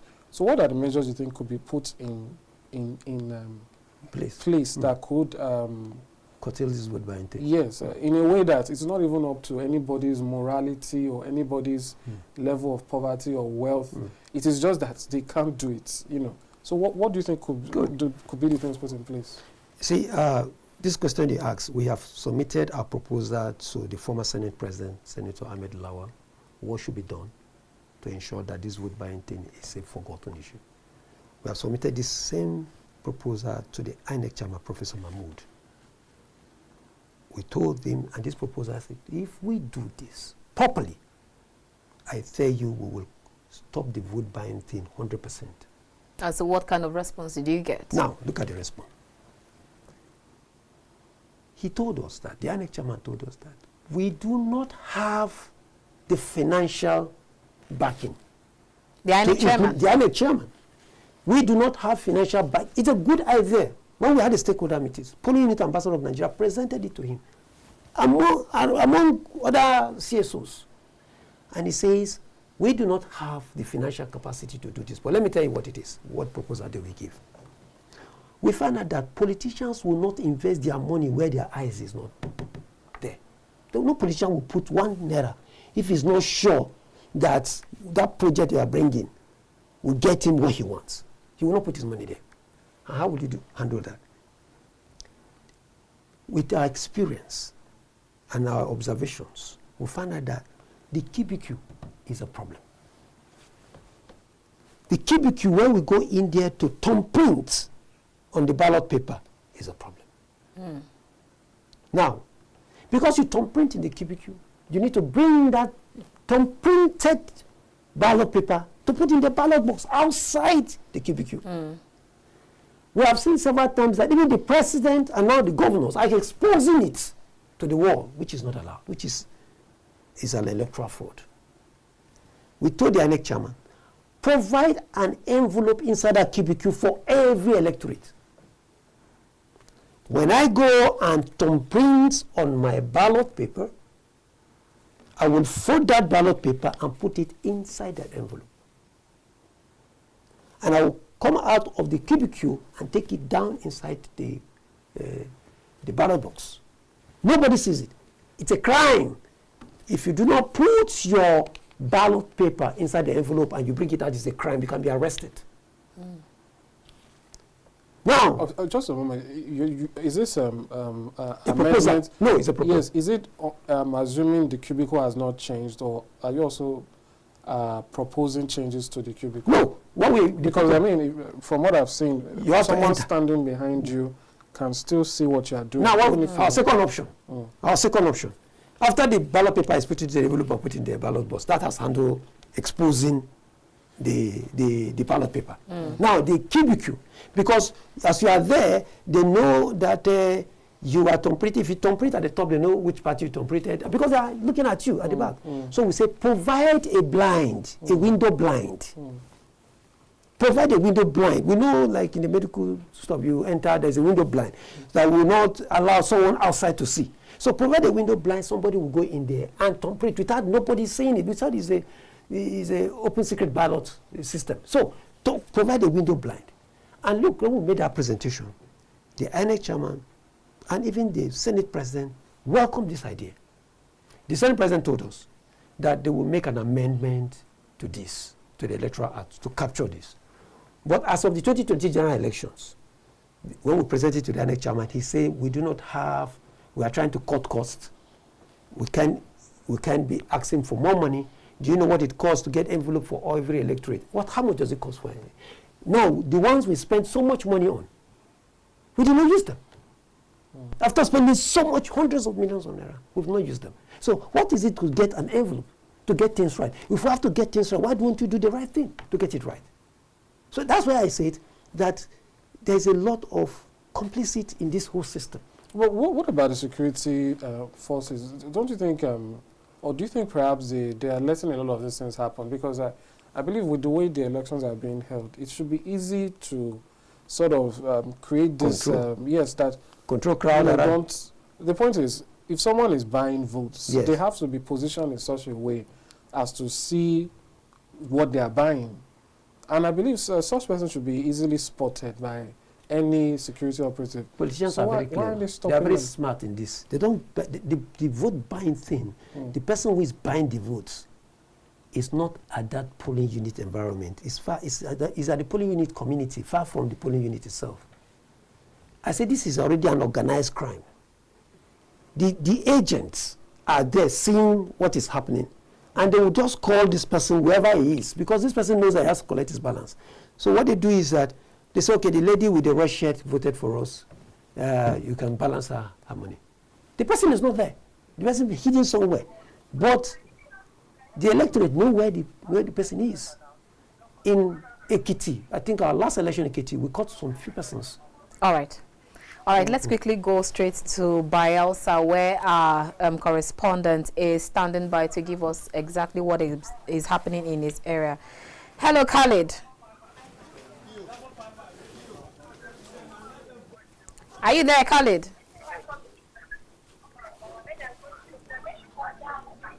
Khalid, are you there? Good afternoon.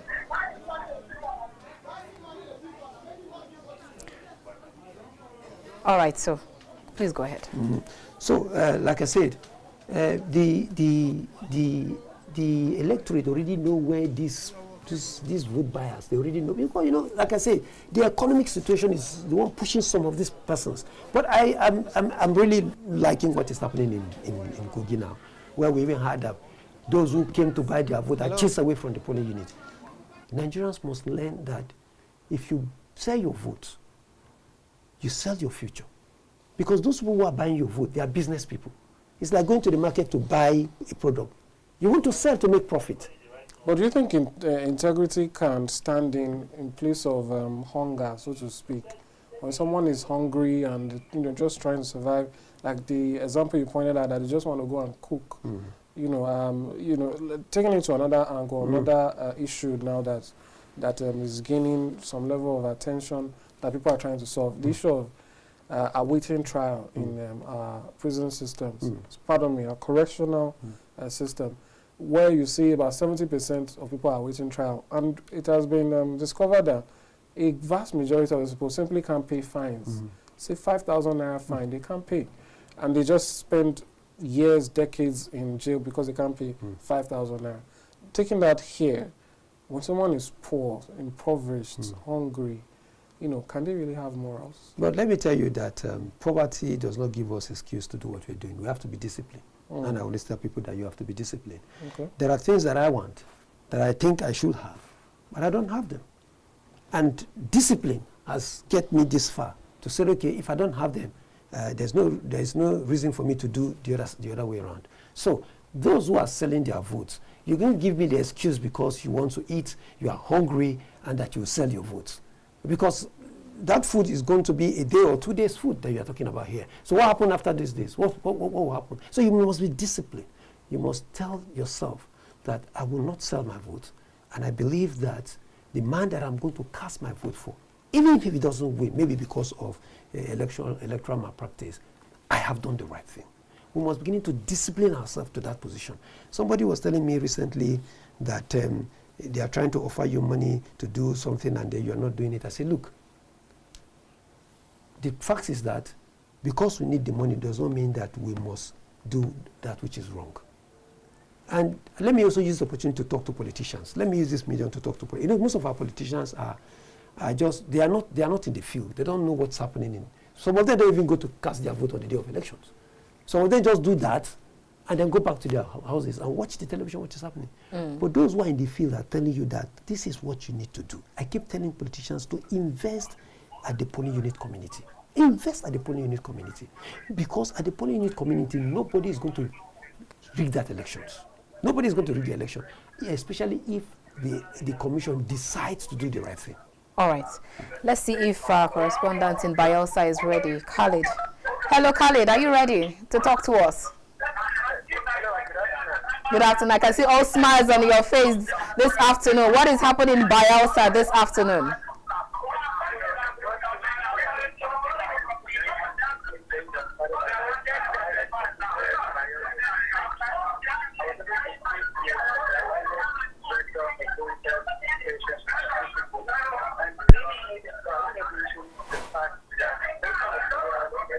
Voting materials going to southern Ijo local government of the state, and as you know, the state has 8 local governments with 5 only accessible by boat. Now, our election materials going to southern Ijo local government capsized, and he promised that they are making efforts to replace the materials there. And he also mentioned that the supervising presiding officer at Sagbama local government was abducted. However, he promised also that voting would also happen there. Now I'm live at Yenagua Unit 4, Ward 4, Unit 6, where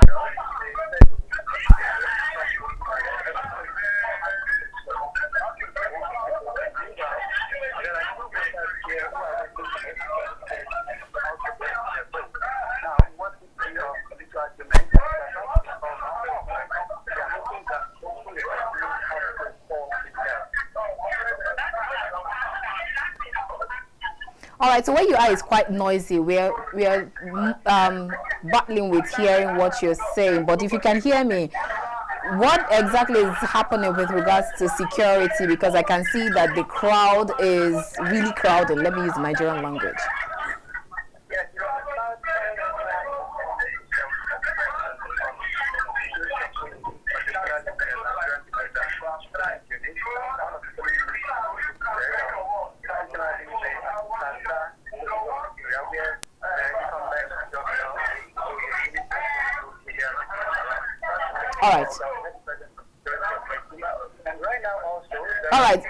All right, Kali, just hold on right there. Let's go on a quick break so that we can be able to work on these technical issues, because we're finding it difficult getting straight to hear you very well. Let's go on a quick break, and when we return, we'll continue on the live broadcast with regards to the off-season election. See you. We'll be right back.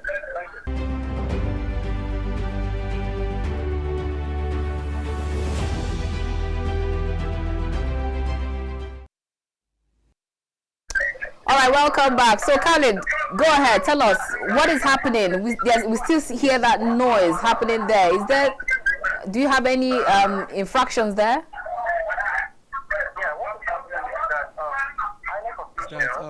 INEC officials made mention that they would end voting by 3:30.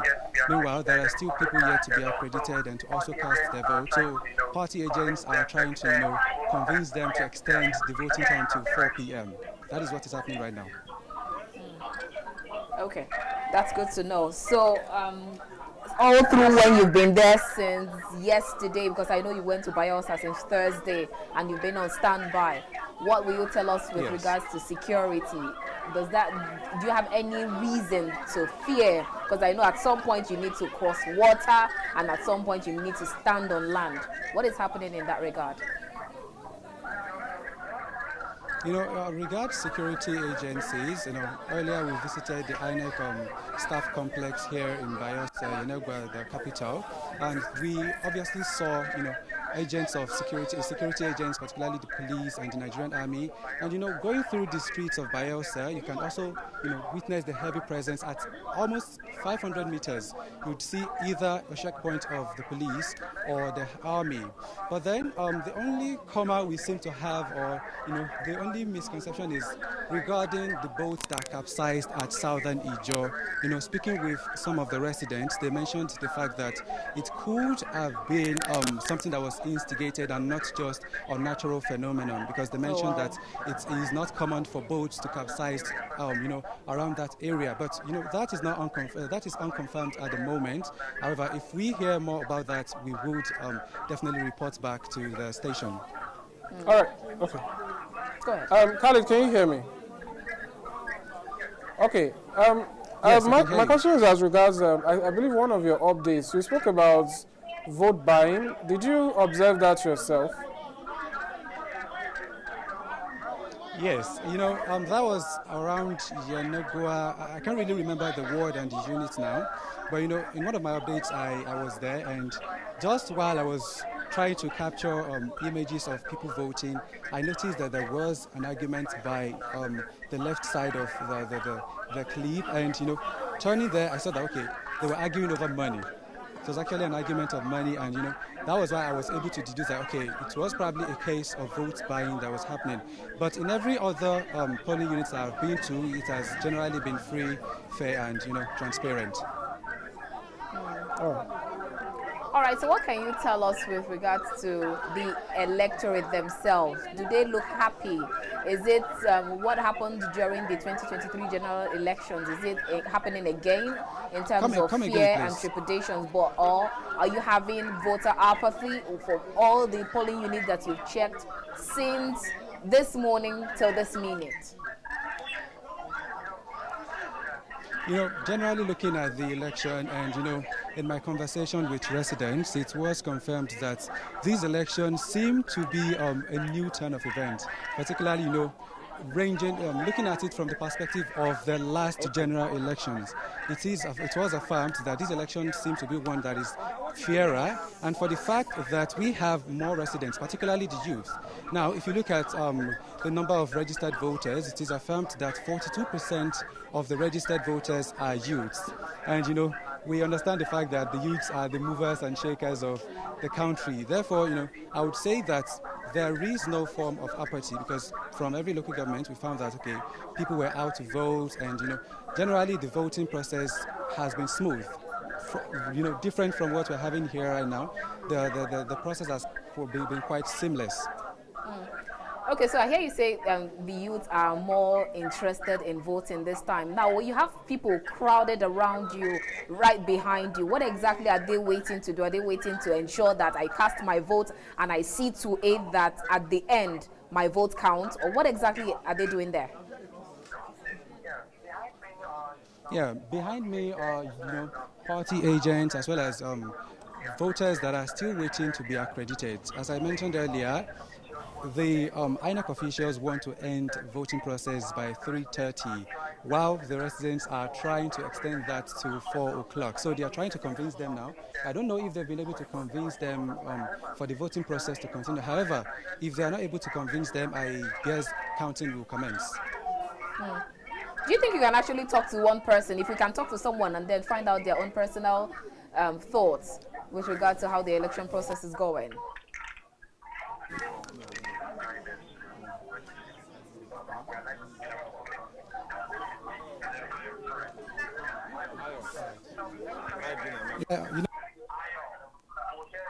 Then, we'll hear the side of the story. Excuse me, sir. I'm coming. Hello. Would you be willing to speak to us, just to give us your opinion of how the election has run since the beginning and up to this moment? All right. There's someone here. Good afternoon. Yes. Good afternoon, sir. Sorry, just one person. Good afternoon. Good. Thank you. Good afternoon. Okay, Suarez Obadaya John Osumu. Are you a party agent here or just an observer? Yes, I'm a party agent. You can see my tag. All right. So what is your general opinion of the election? How has the election been so far since the commencement? Okay. I believe that the Akenfa people, indigenous and non-indigenous, we came in mass, vote massively. We are fully satisfied with the process. You can see the arena very peaceful, both parties exercising their franchise. So at this juncture, we are the concluding part. So we did well. The masses did well here. Would you just say only the masses that contributed to the seamless process, or the efforts of the security officers, particularly the police? Okay, on that part, I'm really obliged that the security men, they did well. All did well. How about INEC officials? Were they here on time? And has the beavers been working well? The INEC official came on time.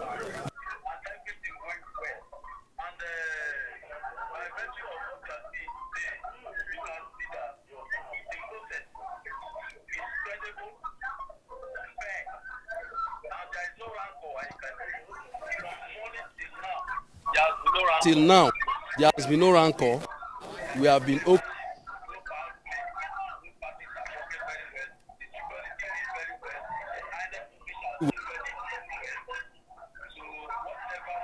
So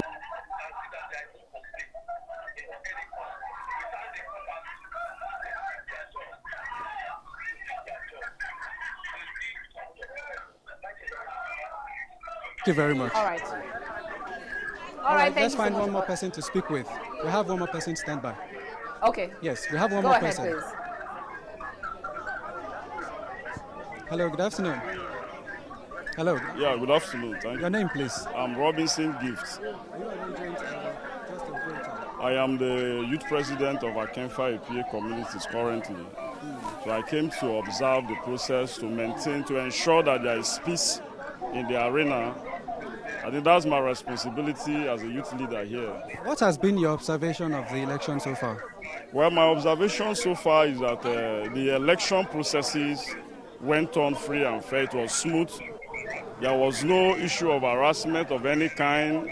There was no any kind of assault or attacking of opposition parties. The whole area was calm. The election was free and fair. I think if you can see, the process is still ongoing smoothly. Now, what is happening over here? Is it that they want to conclude the election now and people are asking to continue, or what? Yes, I think the election, according to them, that their timing was supposed to be 2:30 p.m. and some persons came late. So I think what is happening there now, there is a plea that those people that came late should also be allowed to exercise their franchise. Don't you think people should have just come at the allotted time?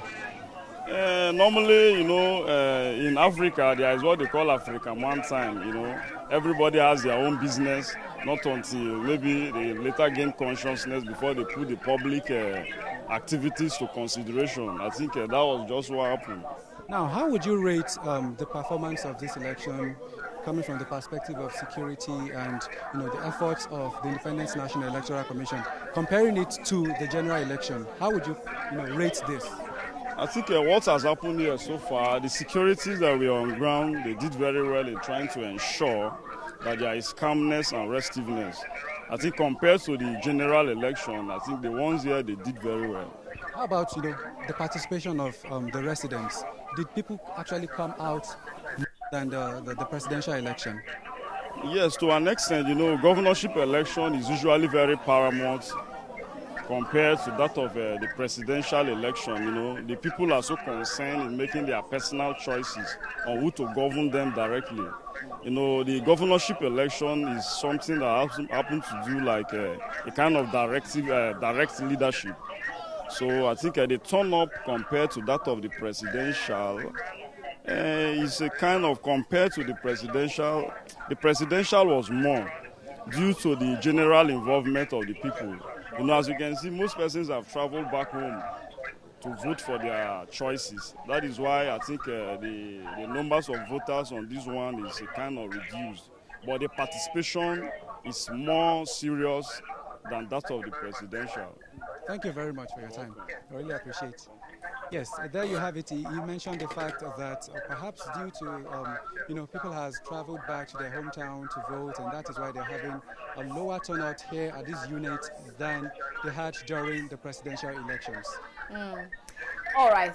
Very well said. Thank you so much, Khalid. Baba will call you later again to find out what's happening with regards to vote counting and collation. Thank you so much. Stay safe right there. Thank you, Khalid. All right, I'll be on standby. Thank you very much. Most definitely. Okay, so that was Khalid. Let's come back here again and then talk about the Bayelsa elections, because now he talked about the boat capsizing, and then he talked about some persons who were abducted, and then he talked about elections both on land and then in water, and then some people will tell you that the fact that I have to go through water safe is even enough reason for me not to even go to that election, not to talk of even going anywhere close. But then, with all that he has said with regards to security, and then you had some of the respondents, say that it's far better than what they've been having all along. So does this make Puan optimistic that it is a good outing for INEC? Good. Well, before I get to that, I would like to, as an observation I have there, you see, each time you send your reporters out, it's better to get a true picture of the feelers of what is happening on election day. If he has to interview one person, he has to be an electorate, somebody who is casting his vote.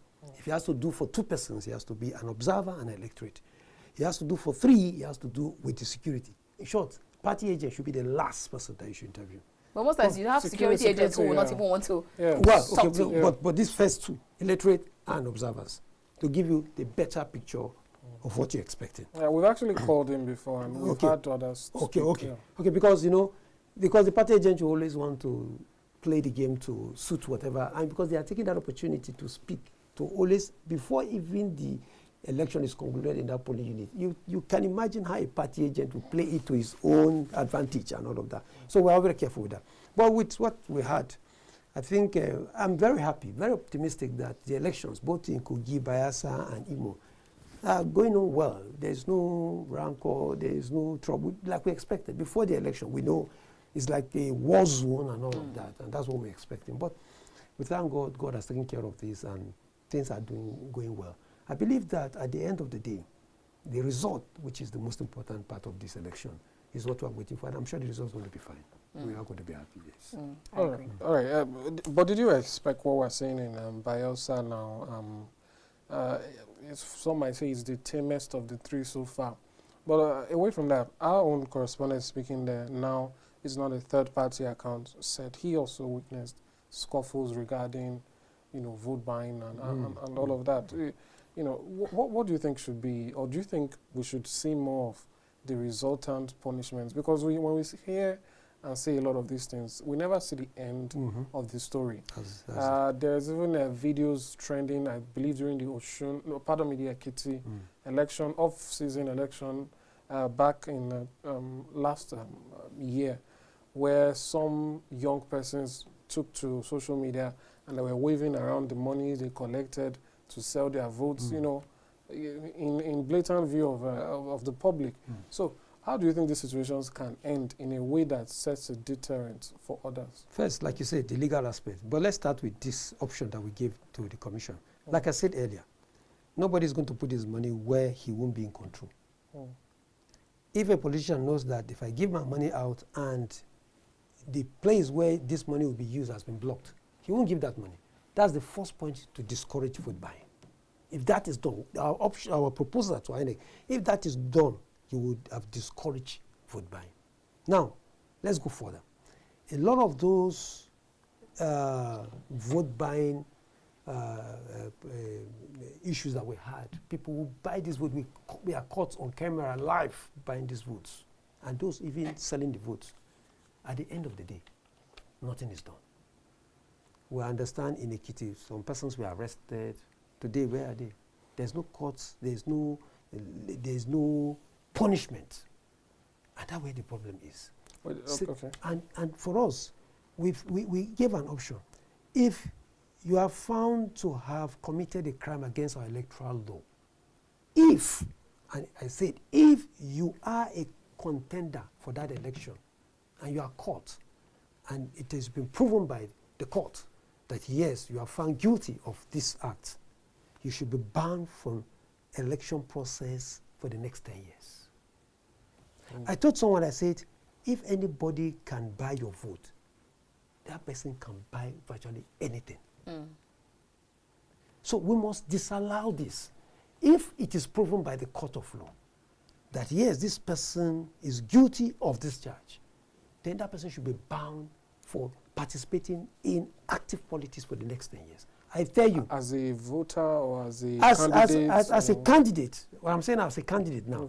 Because this money is a candidate that dole out this money for people to go and sell. So if at the end of the day, the court of law confirm that yes, you are guilty of this, you shouldn't participate in any active like what we did, we said, if you, the man in Taraba State where he was found that he forges, he was banned for 5 years, right? And of course, it's standing, because that was the reason why he was out for these elections, that with the ministerial, whatever, and all of that. So, for me, some very strenuous conditions must be put in place. Okay, so if you're putting these conditions to the candidates themselves, what will you talk about the electorate or the security officials who are complicit in this? Aid them, yes. Because like I said when we started, using the Nigerian language, suffer no they tire you. The same suffer that happens in one person's house happens also in your own house, because you cannot be a one-eyed man in the land of the blind. If you're too rich and too comfortable, people around you definitely will throw stones at you, and they will definitely come back to eat from you. So does it actually mean that the electorate who indulge in this or allow themselves to be indulged in this, or who allow themselves to be used by this candidates to become thugs, to dole out money and then kill people and kidnap people and so on and so forth, suffer not their own side too? So I think to answer that question, I say if we give 10 years for the contender, we should also say 3 or 5 years for the one who sell his votes. And I think that will go a long way to disallow this idea of selling votes, because people will say give excuse because of the economic situation, but we have to tell them that if you are caught, if you look at one of our various videos that we did, if you sell votes or you buy votes, you go to jail. So if we say you're going to jail, let the contender go for 10 years and let the one who sell go for 5 years. So at what point does this start? Because now you bring the security officials, now pick this person and then send this person to police custody or the EFCC. But then you remember that the person who sent that person to go share the money or pick the money, it's a long chain. Of course, it's a long network. So it means that the person who started it might be somewhere lurking around to go bring out that person from the same prison. So at what point do you start this then? But let me tell you that even when there are boys that are sent to go and do this, that's why sometimes this thing fails. Because once they are caught and they know that they're going to go to jail, there's this a plea bargain, the court of law always come up with a plea. Give us we are not after you, we are after your master. Give us your master, and that's the end of it. And I tell you, sometimes they play around these laws, and you see, because the laws are there, but they are not being effected. That's where the problem is. And if so it's not like there's a drought. No. When it comes to yes, the laws. the laws are there, but it's just that, and the people who are supposed to effect the law, make the law work, are those who we are talking about. Those are the senators, the members of House of Rep, the governors, the president. They are the one even frustrating the whole system. So that's why things are not really working. Then what will you talk about the judiciary then? Well, the judiciary, honestly, before now, the judiciary has been one hope of the common man. But I tell you, as of today, they've also lost integrity. They lost trust. We don't even trust them anymore. Because the truth about it, there are a lot of things going on. And I told them, I said, any election that is not won at the polling unit is already a fraud. The court does not have power to give you a winning post for the election. The court does not have that right. I mean, but there are cases where, I mean, the judgment does because we didn't do the right thing. Who didn't do the right thing? The commission, like we said, the proposer. If we do the right thing at the polling unit, I tell you, we will not have most of our election cases now are in court. They're in court, and why should they be in court in the first place? So because the things are not done right. If things are done right at the polling unit level, this is the smallest unit, but the most powerful unit. If you do the right thing at the polling unit, there is no way people will go into court. Because election will be won fair and square at the polling unit. If he loses at the polling unit. If he wins at the polling unit. But because things are not done at the polling unit properly, or the things are done at the polling unit and at the collation center, you have issues. These are the problems. But I tell you, if we implement the report of the polling unit ambassadors of Nigeria in this country, as I tell you, I bet Amadi, in the next election, if we implement it properly, you will find out that we will have no issue with electoral fraud. Because people of integrity will be the one coming to contest for election. Because they know at the end of the day, it is not the usual game. You know that if you don't have the people by your side, you will not come to contest election because you will surely lose the election. All right then, now let's go straight to take some more live feeds from our correspondent in Kogi, Bayelsa and Imo that will come to conclude this segment before we take our next call from Kogi State. We'll see you after this time out. Join us again.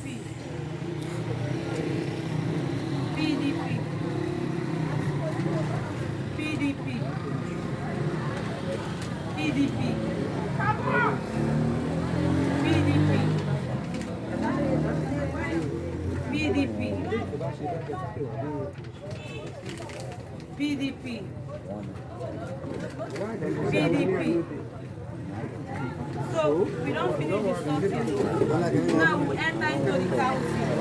We count how many each of the political parties here. As long as they see now, we get only 2 political parties here, APC and PDP.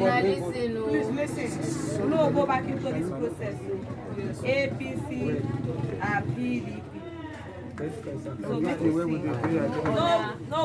No invalid votes, no rejected, no spoiled. So this is all we have. Now all this work we do. So make we count. The APC. Everybody will count together. 1, 2, 3, 4, 5, 6, 7, 8, 9, 10. That is good. That is good. People right. Look on our right together. PDP 90.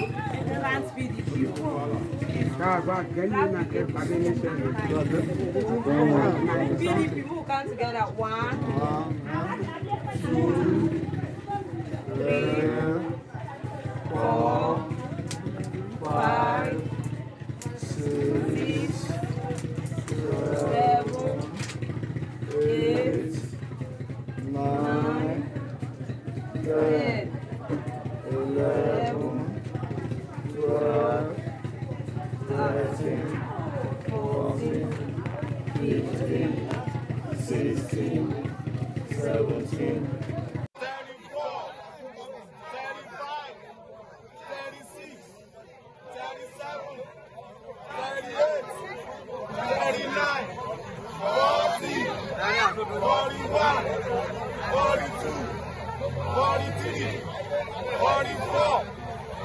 45, 46, 47, 48, 49, 50, 51, 52.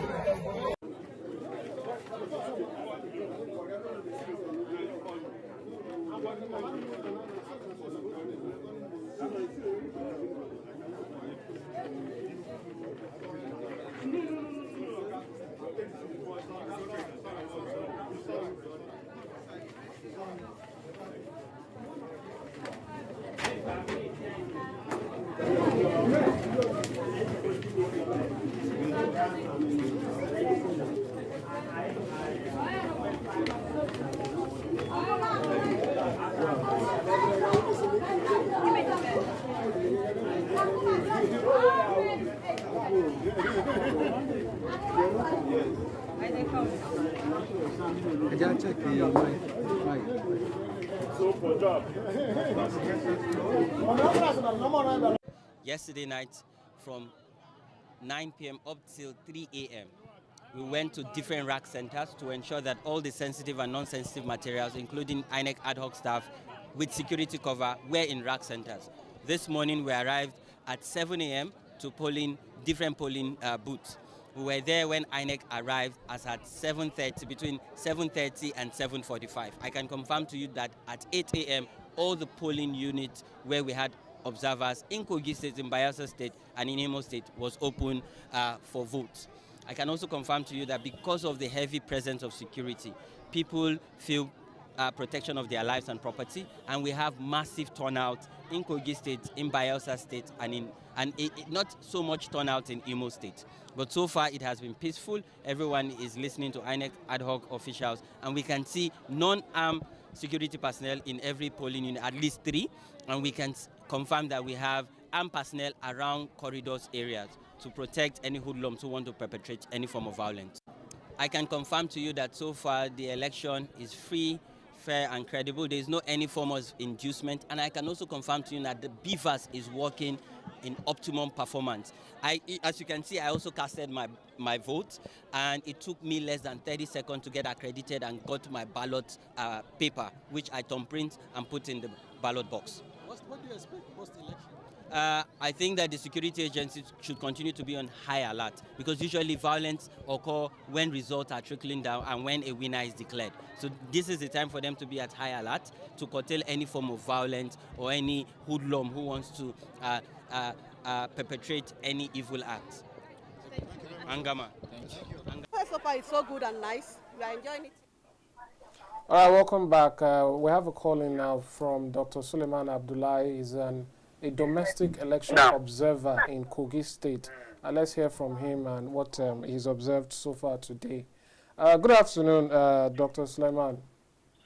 Good afternoon, Amadi. How are you, sir? I'm good, sir. Are you? I'm good. The area is very good. Fine. All right, please tell us your observations so far. Come again, please. Please tell us your observations so far. I understand you're a domestic observer, so tell us what you've observed. Okay. From so far, I have gone to about 3 local governments in Central. I went to Okene local government, Adavi, and Okehi.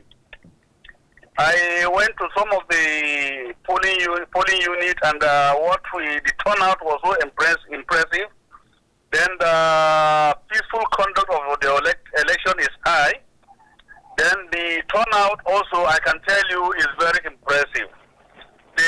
When you talk of obeying the rules and regulations of the electoral process, that is law and order, I can tell you is very high. The only problem that I observe here is that they have this, most of the electorate lack this electoral education, that they don't know how to go about it. You see everybody will just gather in some places shouting because they are not being attended to in time. So everybody wants to cast his vote and go immediately as early as possible. Because if they have the understanding for them to exercise their franchise, they need to exercise patience and understand the due process of the electoral process. That is where we have, I see that, look, that one I mark it to be low. Then gender sensitive. Most of the polling units are gender sensitive. I don't know how they are able to manage to organize themselves like that. Most of the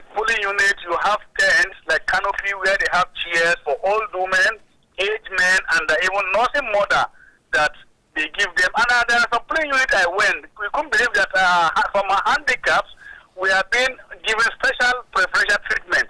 They are given place to sit down comfortably and conveniently for them to exercise their franchise. So to me, the election so far was very okay and very interesting. In terms of security-wise, there is no any security threat at all. All the security operatives have been working around the clock since I came out in the morning by 7 o'clock a.m. All the soldiers, the military guys are on their duty post. The policemen are also on their post, and the civil defense are taking their own duty serious, moving from one polling unit to the other to make sure there is no any security threat or issues. And so far, so good. Since morning, I have been on the field observing the whole election process. It is calm, cool, and very alright, and very peaceful, like I'm telling you now. There is no any issue of ballot snatching or beating or anything. So the people have really conducted themselves very well, and I'm happy from what I've seen here, sir. All right. Thank you so much, Dr. Sulaiman. But now let's take a little bit, let's take a detour to some of the things that you mentioned. You talked about the handicap, that they've been treated with they've been given preferential treatment. Is this treatment from the electoral umpire, or is it from the security officials, or from the electorate themselves? Because they've always complained about inclusion when it comes to election matters. The electorate themselves show some sign of understanding, and the electoral umpires all together. I think it was a teamwork joined together. But there are some polling units you go to, you meet there are no security men there, but instantly we are able to inform them and then deploy one or two of the security men to some of those polling units. So good so far.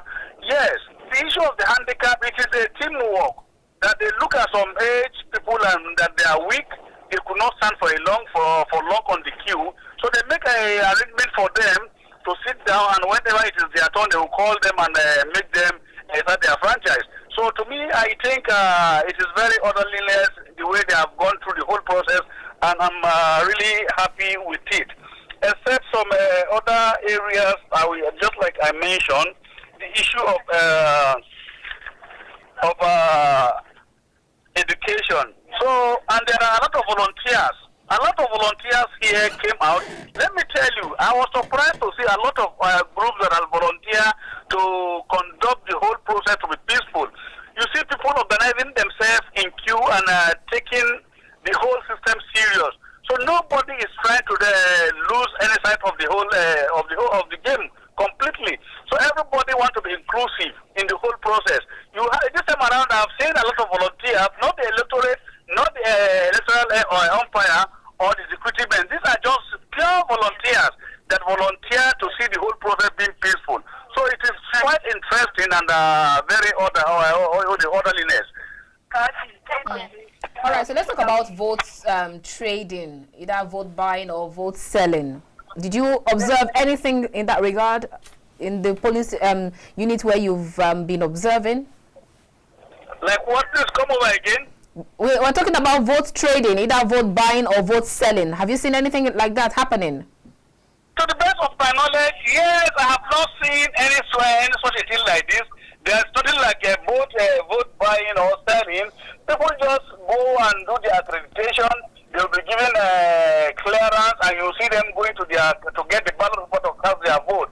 So, except in one place whereby I saw it's not buying vote buying, whereby the part they are using is right. So they have to go around. You see, volunteers went around to get them ink to fill their part so that they could print the ballot paper.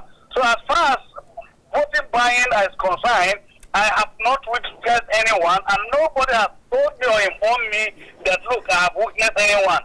So far as I'm talking to you, people are now back on the street, moving around safely and smoothly, conducting themselves in orderliness manner. So there's no any threat, no any security issue. As I'm talking to you, I'm living from one local government to another to see the counting process, how it's going on. So far, everybody is being calm, waiting for the outcome of the result as far as they are concerned. And this calmness is also, you all can also attest this calmness to what you can find with the security officials also? Yes, the cabinet, the security officers, I can tell you categorically, they are superb. They have shown some level of professionalism that, look, you just have to applaud them. Because the security operatives have conducted themselves, they move around from one street to the other, from one police unit to the other, from one ward to the other, to make sure that, look, they maintain the orderliness and they maintain the high level of security and land. And the people were actually directed to be security conscious, and the restriction of movement during the whole process wasn't obeyed. Before we finally let you go, Doctor. They make every citizen to understand this is election process, and you don't need to take law into your hand. So far, so good. Except where we, on our way from one of the local governments, we saw two women that are finding it difficult to go to their polling unit because it is about 10 to 15 kilometer drive. So they need to, there's no movement, and when we ask them, they seem so tired and weak, and they are so optimistic that, look, they are focused, they want to cast their vote. So in this aspect, we need to help them and lift them from that point to their polling unit. And they show some level of appreciation, and you see them smiling, they are actually very happy. So I don't know, next time, I think I will advise here that there should, even though there's restriction of movement, there should be officials that will move people from one area to the other. Women that have gotten have registered in one polling unit or one ward, and she got married the following year or 2 years. If she is to leave the local government of where she's married to from her husband to their family house where she registered before, it's a serious trekking or a distance. So they need to make arrangements for such movement. It's not easy for nursing women, old women to trek from distance. So I think that one should be, that is another challenges I'm seeing here today that need to be addressed henceforth. All right, let me just put one in. Dr. Suleiman, can you hear me? Yeah, I can hear you, Mr. Madi. Yeah, you spoke about gender balance. What about age demography? Are you saying a lot of young or old persons, or no. I could tell you, most of these old women, we ask some of their word, 1 or 2 places I cited them, and we inform them it's wrong, that look, even if you are old, you can tell the next person behind you or before you to understand you are tired, you want to go home, when it is your time, you come back. So we make them understand that, look, child underage are not expected. All right. Implication, and they adhere to it. They listen to us with all fairness, and they adjust to the system. So there's not like a child voting here. Oh, great. All right. So on the final note, before we let you go, Dr. Abdullahi Suleiman, would you actually say, as a domestic election observer, are you confident? Would you actually give the electoral umpire, and also with regards to this outing, would you give them a pass mark? And if you have to give them a pass mark, judging from a scale of 1 to 10, 1 being the lowest and 10 being the highest, what would be your judge? Let me tell you, from 1 to 10, I will mark them high, not higher, because I've seen them before 8 o'clock, 8:30, most of the polling units have started their accreditation and voting. So you see, there is not any issue from the electoral umpire. So with this, I think we can mark them very excellent. They have done their best, and the electoral also show their cooperation, and the security men show their integration. So the whole thing was just like a family agenda. Everybody knows it's right and know what to do and what not to do. So people are being conscious of, look, there are security men around, and the electoral empire were very mindful of the look. There are camera, and this is an ICT information, ICT village, whereby everybody is video covering what is happening. Everybody wants to be inclusive. So everybody is mindful of his action, from the electorate to the electoral umpire to the security men and the volunteers. Everybody is very, very conscious of what he's doing. Oh, awesome. Thank you so much, Dr. Suleiman Abdullahi. It's been a wonderful time having this talk with you. Thank you. It's a pleasure having you one more time. And do stay safe right there. Okay, thank you very much. Okay, so now let's come back here. Now let's bring that question to you, Mr. Dabas. Now I hear him talk about election or electoral education. who is to be blamed with regards to electoral education? Is it the electoral umpire or the political parties themselves? Well, that responsibility is for observers. Oh. Observers are supposed to sensitize and educate the electorate. The observers? The observers. Okay. That's our responsibility to educate. Well, we have a department in INEC that is started with this responsibility, but they can't do it alone, and that's why we come in. Okay. So we, as the observers, are given the responsibility to educate, sensitize and educate the electorate on what they should expect. And that's why we, at Polling Unit Ambassadors of Nigeria, we have what we call pre-election, election, and post-election activities. The pre-election is sensitization. How you need to vote, first of all, register and get your voter's card. Ensure that your voter's card is close to your polling unit is close to where you're resident, so that you don't go far from just like what he's telling us now. Doctor is saying that some persons have to travel 15 kilometers to a particular polling unit. But of course, that has been handled. That's why we do transfer of your voter's card to your closest polling unit. So it's our responsibility to educate them, to get their voter's card, to prepare for the day of election, collect their voter's card, prepare for the day of election, come out on the day of election, cast their vote, and it doesn't stop there. Organize yourself for what we call town hall meeting. We tell them that those people who were elected, they came to us with promises. They told us promises from A to Z. We'll give them 1 year and call them to a town hall meeting and asked, those promises that you made, we want to see how far you've gone with those promises. No politician will know that you are a voter, you have a valid voter's card, and you are calling him to come and give his stewardship to the people. Okay, so sorry I have to call in there, because you talked about valid voter's card. I hear there was a particular report that Famous talked about where he said some journalists came out to say that if you don't have Amadine, I think you can help us with that. If you don't have a PVC, okay, yes, voter or brother, what was that statement they made? Where some actors thought journalists were voters, so they said, you know what, come and vote for our brother. You don't need voter's card. Just come over. How they didn't know they were that, speaking to journalists. So you don't need a voter's card to vote. That is what they told the journalists, who they thought were what's it called, electorate. Oh, of course. Well, it's not possible in our electoral process that if you don't have a voter's card, you can vote. You must have a voter's card to vote. All right, let's quickly take this call. Hello, good afternoon. Good afternoon. Good afternoon, sir. Tell us your name and where you're calling us from. My name is Abdul Fatai. I'm calling from Ilori, for Prefecture. Abdul Fatai from Ilori, go ahead. Okay, actually, it's also good as regards this mandatory election in Kogi, Bayelsa, and Imo State specifically. But the turnout of people that was lower in number has clearly shown that Nigerians, the voters, are more or less not confident in our leaders.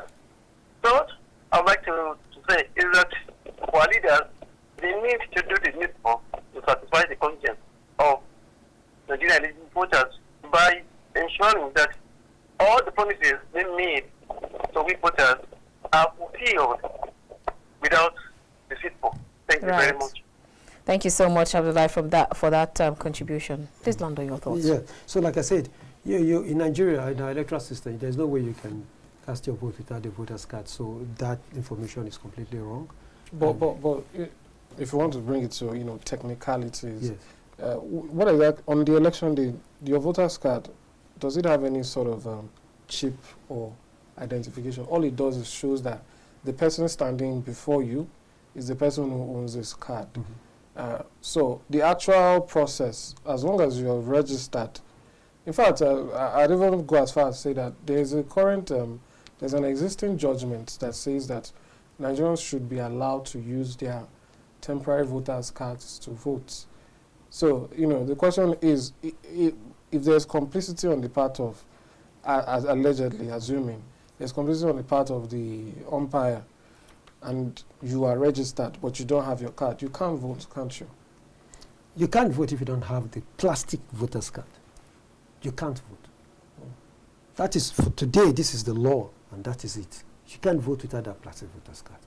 Because, of course, the electoral law says you must have a voter's card to vote.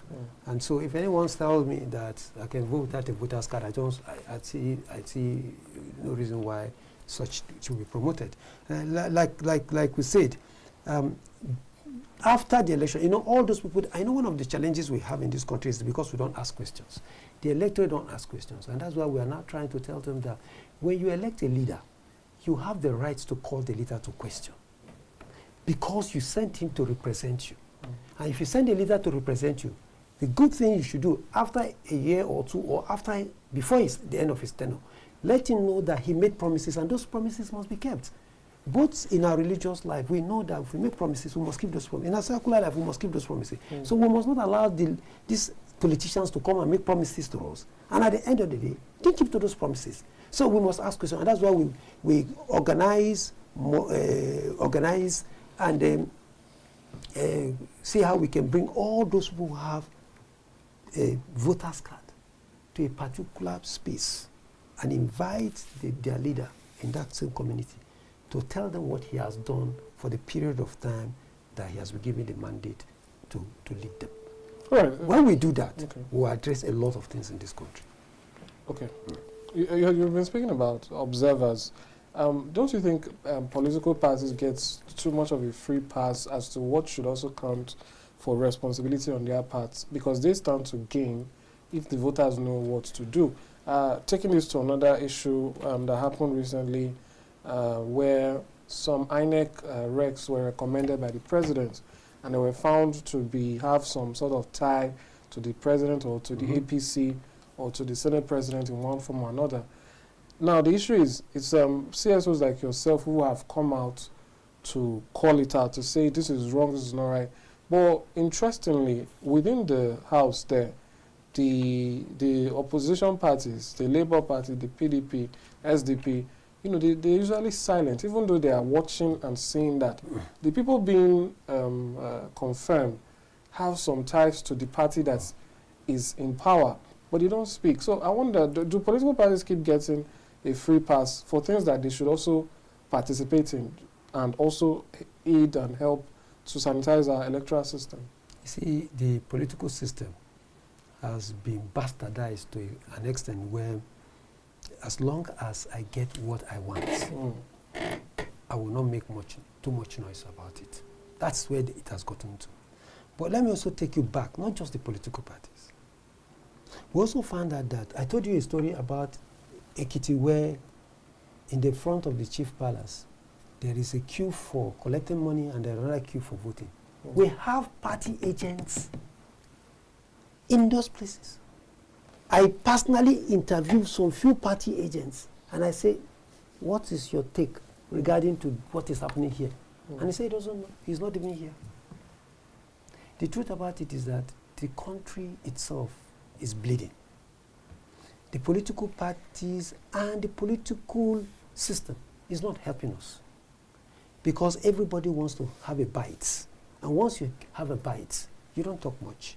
Just imagine the issue of the vehicle, 160 million naira vehicle. Nobody said anything about it.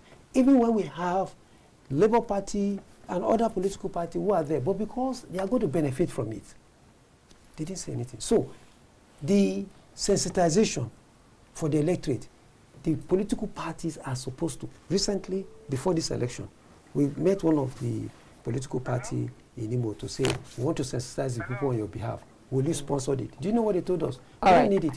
All right, let's quickly hear from our correspondent still in Kogi. Hello, Francis. Hello. Great to hear from you. How is it going, Francis? I'm sure it's actually been a very busy day for you. Tell us. Okay, what's happening? Okay, from Kogi West here, Ayetoro precisely, the voting process has been quite peaceful and free also, just like we reported from Kogi Central. However, some of the polling units, the results from some of the polling units have been counted, and they're already on their way to the local government coalition center at the moment. All right. One last we spoke, you made mention that you were headed to the former senator and PDP governorship candidate, Senator Dino Melai's country home. What can you tell us about that? We saw the clips you sent, but is there any more you can tell us about his countenance, his disposition, and what really is going on from the PDP end?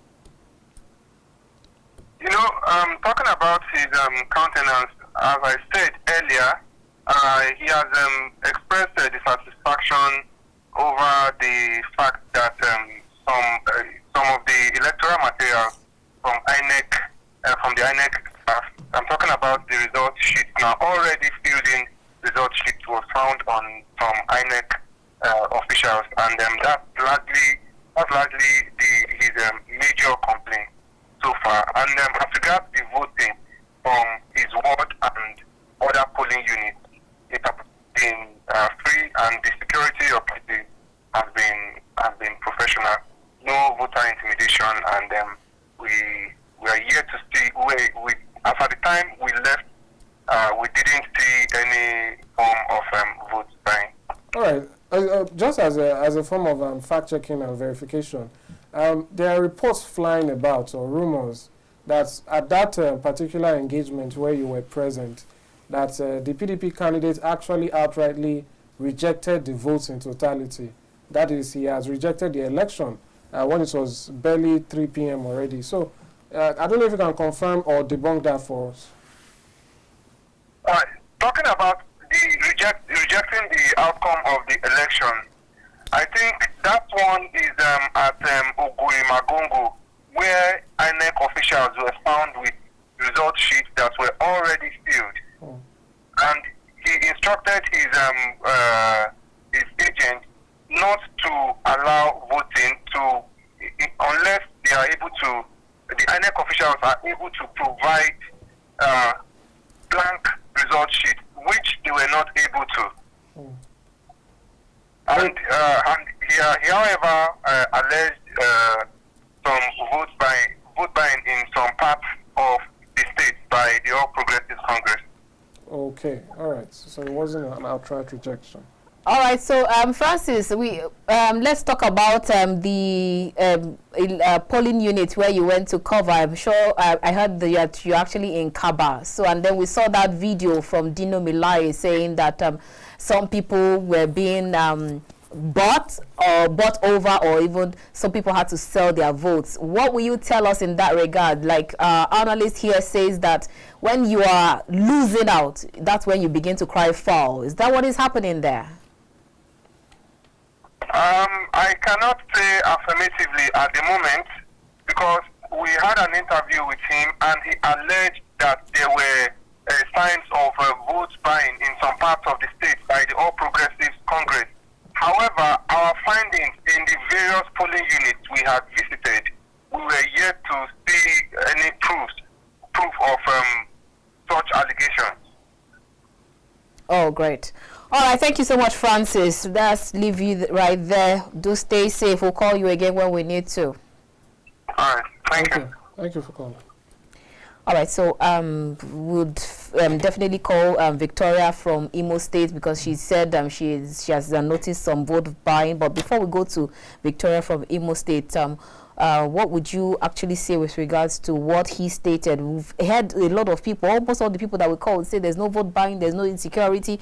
Does this make election observers and monitors, or does this actually make you sleep well with your two eyes closed? Well, like I told you, what is happening in Imo and Kogi is interesting. I know that before now I told you that Dino will start making these assertions because if he finds out that he's not doing well, he will come up with this. And that's what politicians do. There are two major points he raised, the reporter raised, that I liked so much. Talks about the result sheet found on INEC officials. This is very bad for our democracy. Just like we said, before I got here, I have already seen this happening. And these are the tricks of the politicians as well. They know that these commission staffs, most of them are ready to sell out. So if they can't do it this way, they will follow the other way around.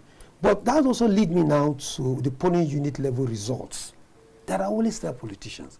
Ensure that your agents get that polling unit result. Because in that polling unit result, what you have endorsed by INEC officials, endorsed by the party agents, it's very authentic. So even if they have to bring another results outside what has been done at the polling unit, it will be captured. Right. All right. I think we already have Victoria online. Hello, Victoria. Hello, Annabelle. Hi, Victoria. How are you? We've actually not heard from you almost all day. In the morning with and of course Mercy. Yes, I understand that. So let's get some live feeds from what's happening around you in Imo State.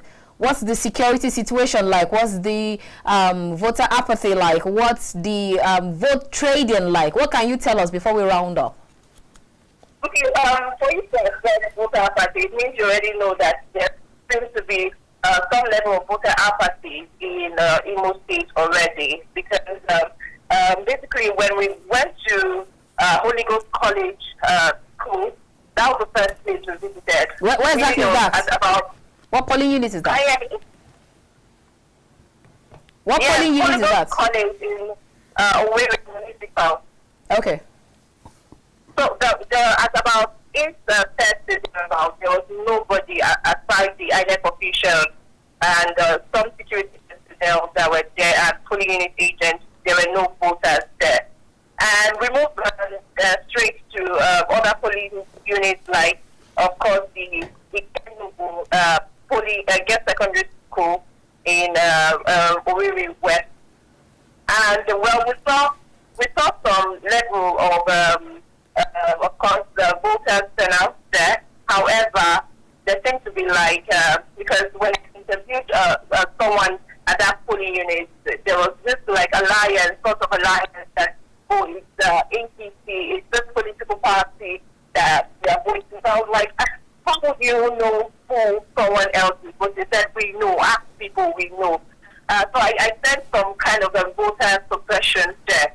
Okay, where vote buying, I also saw vote buying in that, I beg the pardon, that was 10 Iwesi Owerri West, local government area of Imo State. Okay. Where, yes, 7, 10, 12, and 24.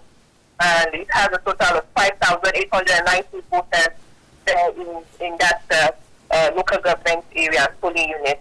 So there seems to be sort of, if you go out, at first, the people didn't turn out, but later, with some sort of cursed turnout of voters. But for the numbers which we're expecting, over 2 million people, it's really not something that should be. Oh, wow. All right. Okay. Victoria, you spoke about okay. And that's the security. Yes, the security. Although I heard from my colleagues that there seems to be in one of the southwest West local governments that there was a snatching of finals, but I didn't see that for myself. So for me, there's a level of calm in the state, unlike we presumed, because it seems to be like a volatile area. But there was a level of calm, and those who restricted, also who violated the sit at home, not sit at home, but they violated not coming out of your home. They deflated their car. Right. The security agents, violated their cars. However, there's calm in the state. For me, I sense calm in the state, unlike what we presume. All right, Victoria, can you hear me? Yes. All right, you spoke about witnessing some vote buying. I'd like to know, was that in view of a security operative or some sort, or was it something that was done away from prying eyes? I just want to know if there was a reaction from the security personnel, if they witnessed that. A political party that was sort of giving cash to some voters, and I saw another opposition political party saying, you have to capture that, was the thing, calling attention of the media, that capture that they are buying votes there. So it was something that was glaring. They were buying votes, paying and the voters seem to enjoy collecting it. Oh wow. That's really sad. All right, Victoria, do take care. We'll definitely call you again to find out if you have more updates to give us, because I'm aware that you're going straight to the collation center, right? Yes, yes. All right. Thank you so much, Victoria. Stay safe right out there. Thank you. Okay, so I think we can see how we start rounding up. Let's get your thoughts with regard to what Victoria said from Imo State. If you look at one thing that is trending in all the state, maybe probably is, for now, maybe Kogi, is the vote trading. The vote trading. And it means that we need to find a solution, a lasting solution to this. It's already a problem. It's a disease to our democratic system.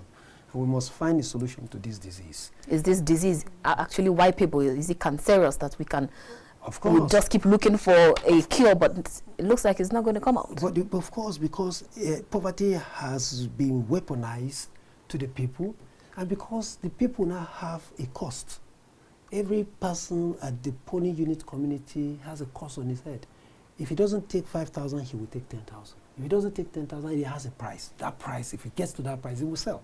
Oh, wow. So we need to find a lasting solution. And I tell you, the lasting solution can never be any other solution from what we have proposed to the commission.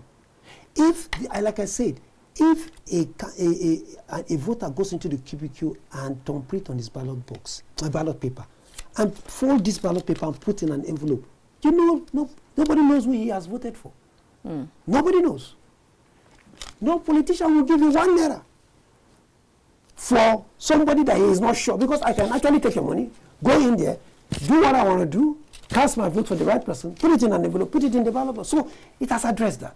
The second part is create a blind behind the cubicle so that nobody can see what is happening in there.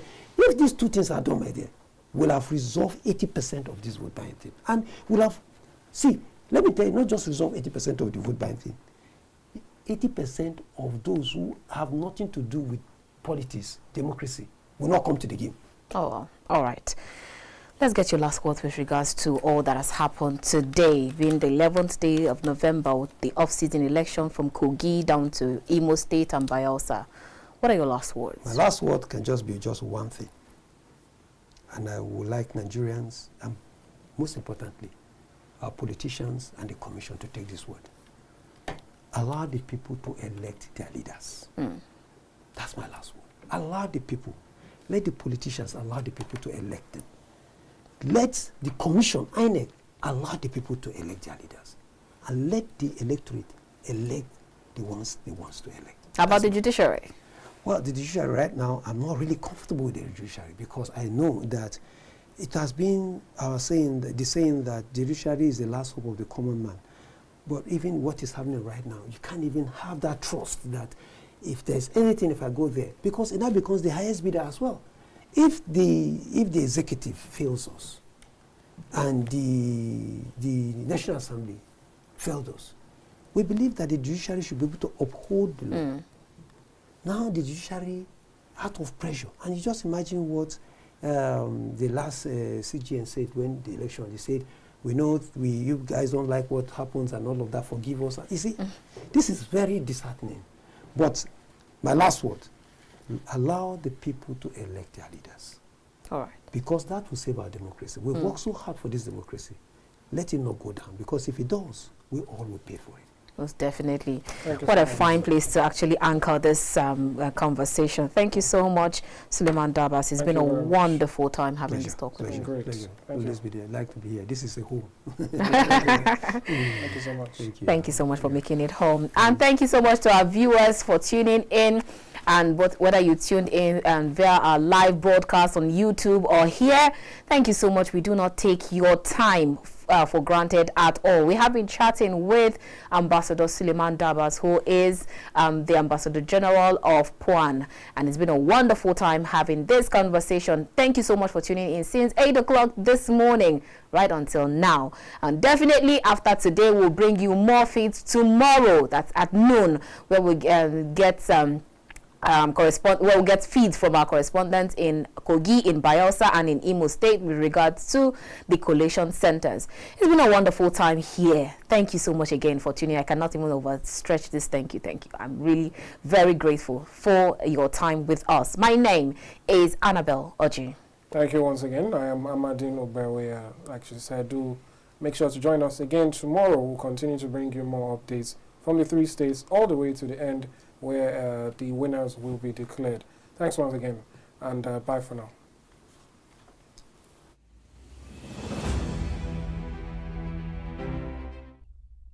These 3 states have been known for a peculiarity or another, which has made people deliver speculations on the possible outcomes. Kogi states have recorded various elections marred with violence during elections. And just like this state, Bayelsa and Imo states have also witnessed various forms of irregularities, amongst other things. Kogi politics is this issue of violence and so on and so forth. It has been there right from day one. In fact, when you look at this current election now, 40,000 police officers already deployed to Kogi State, 40,000 unprecedented on the issue of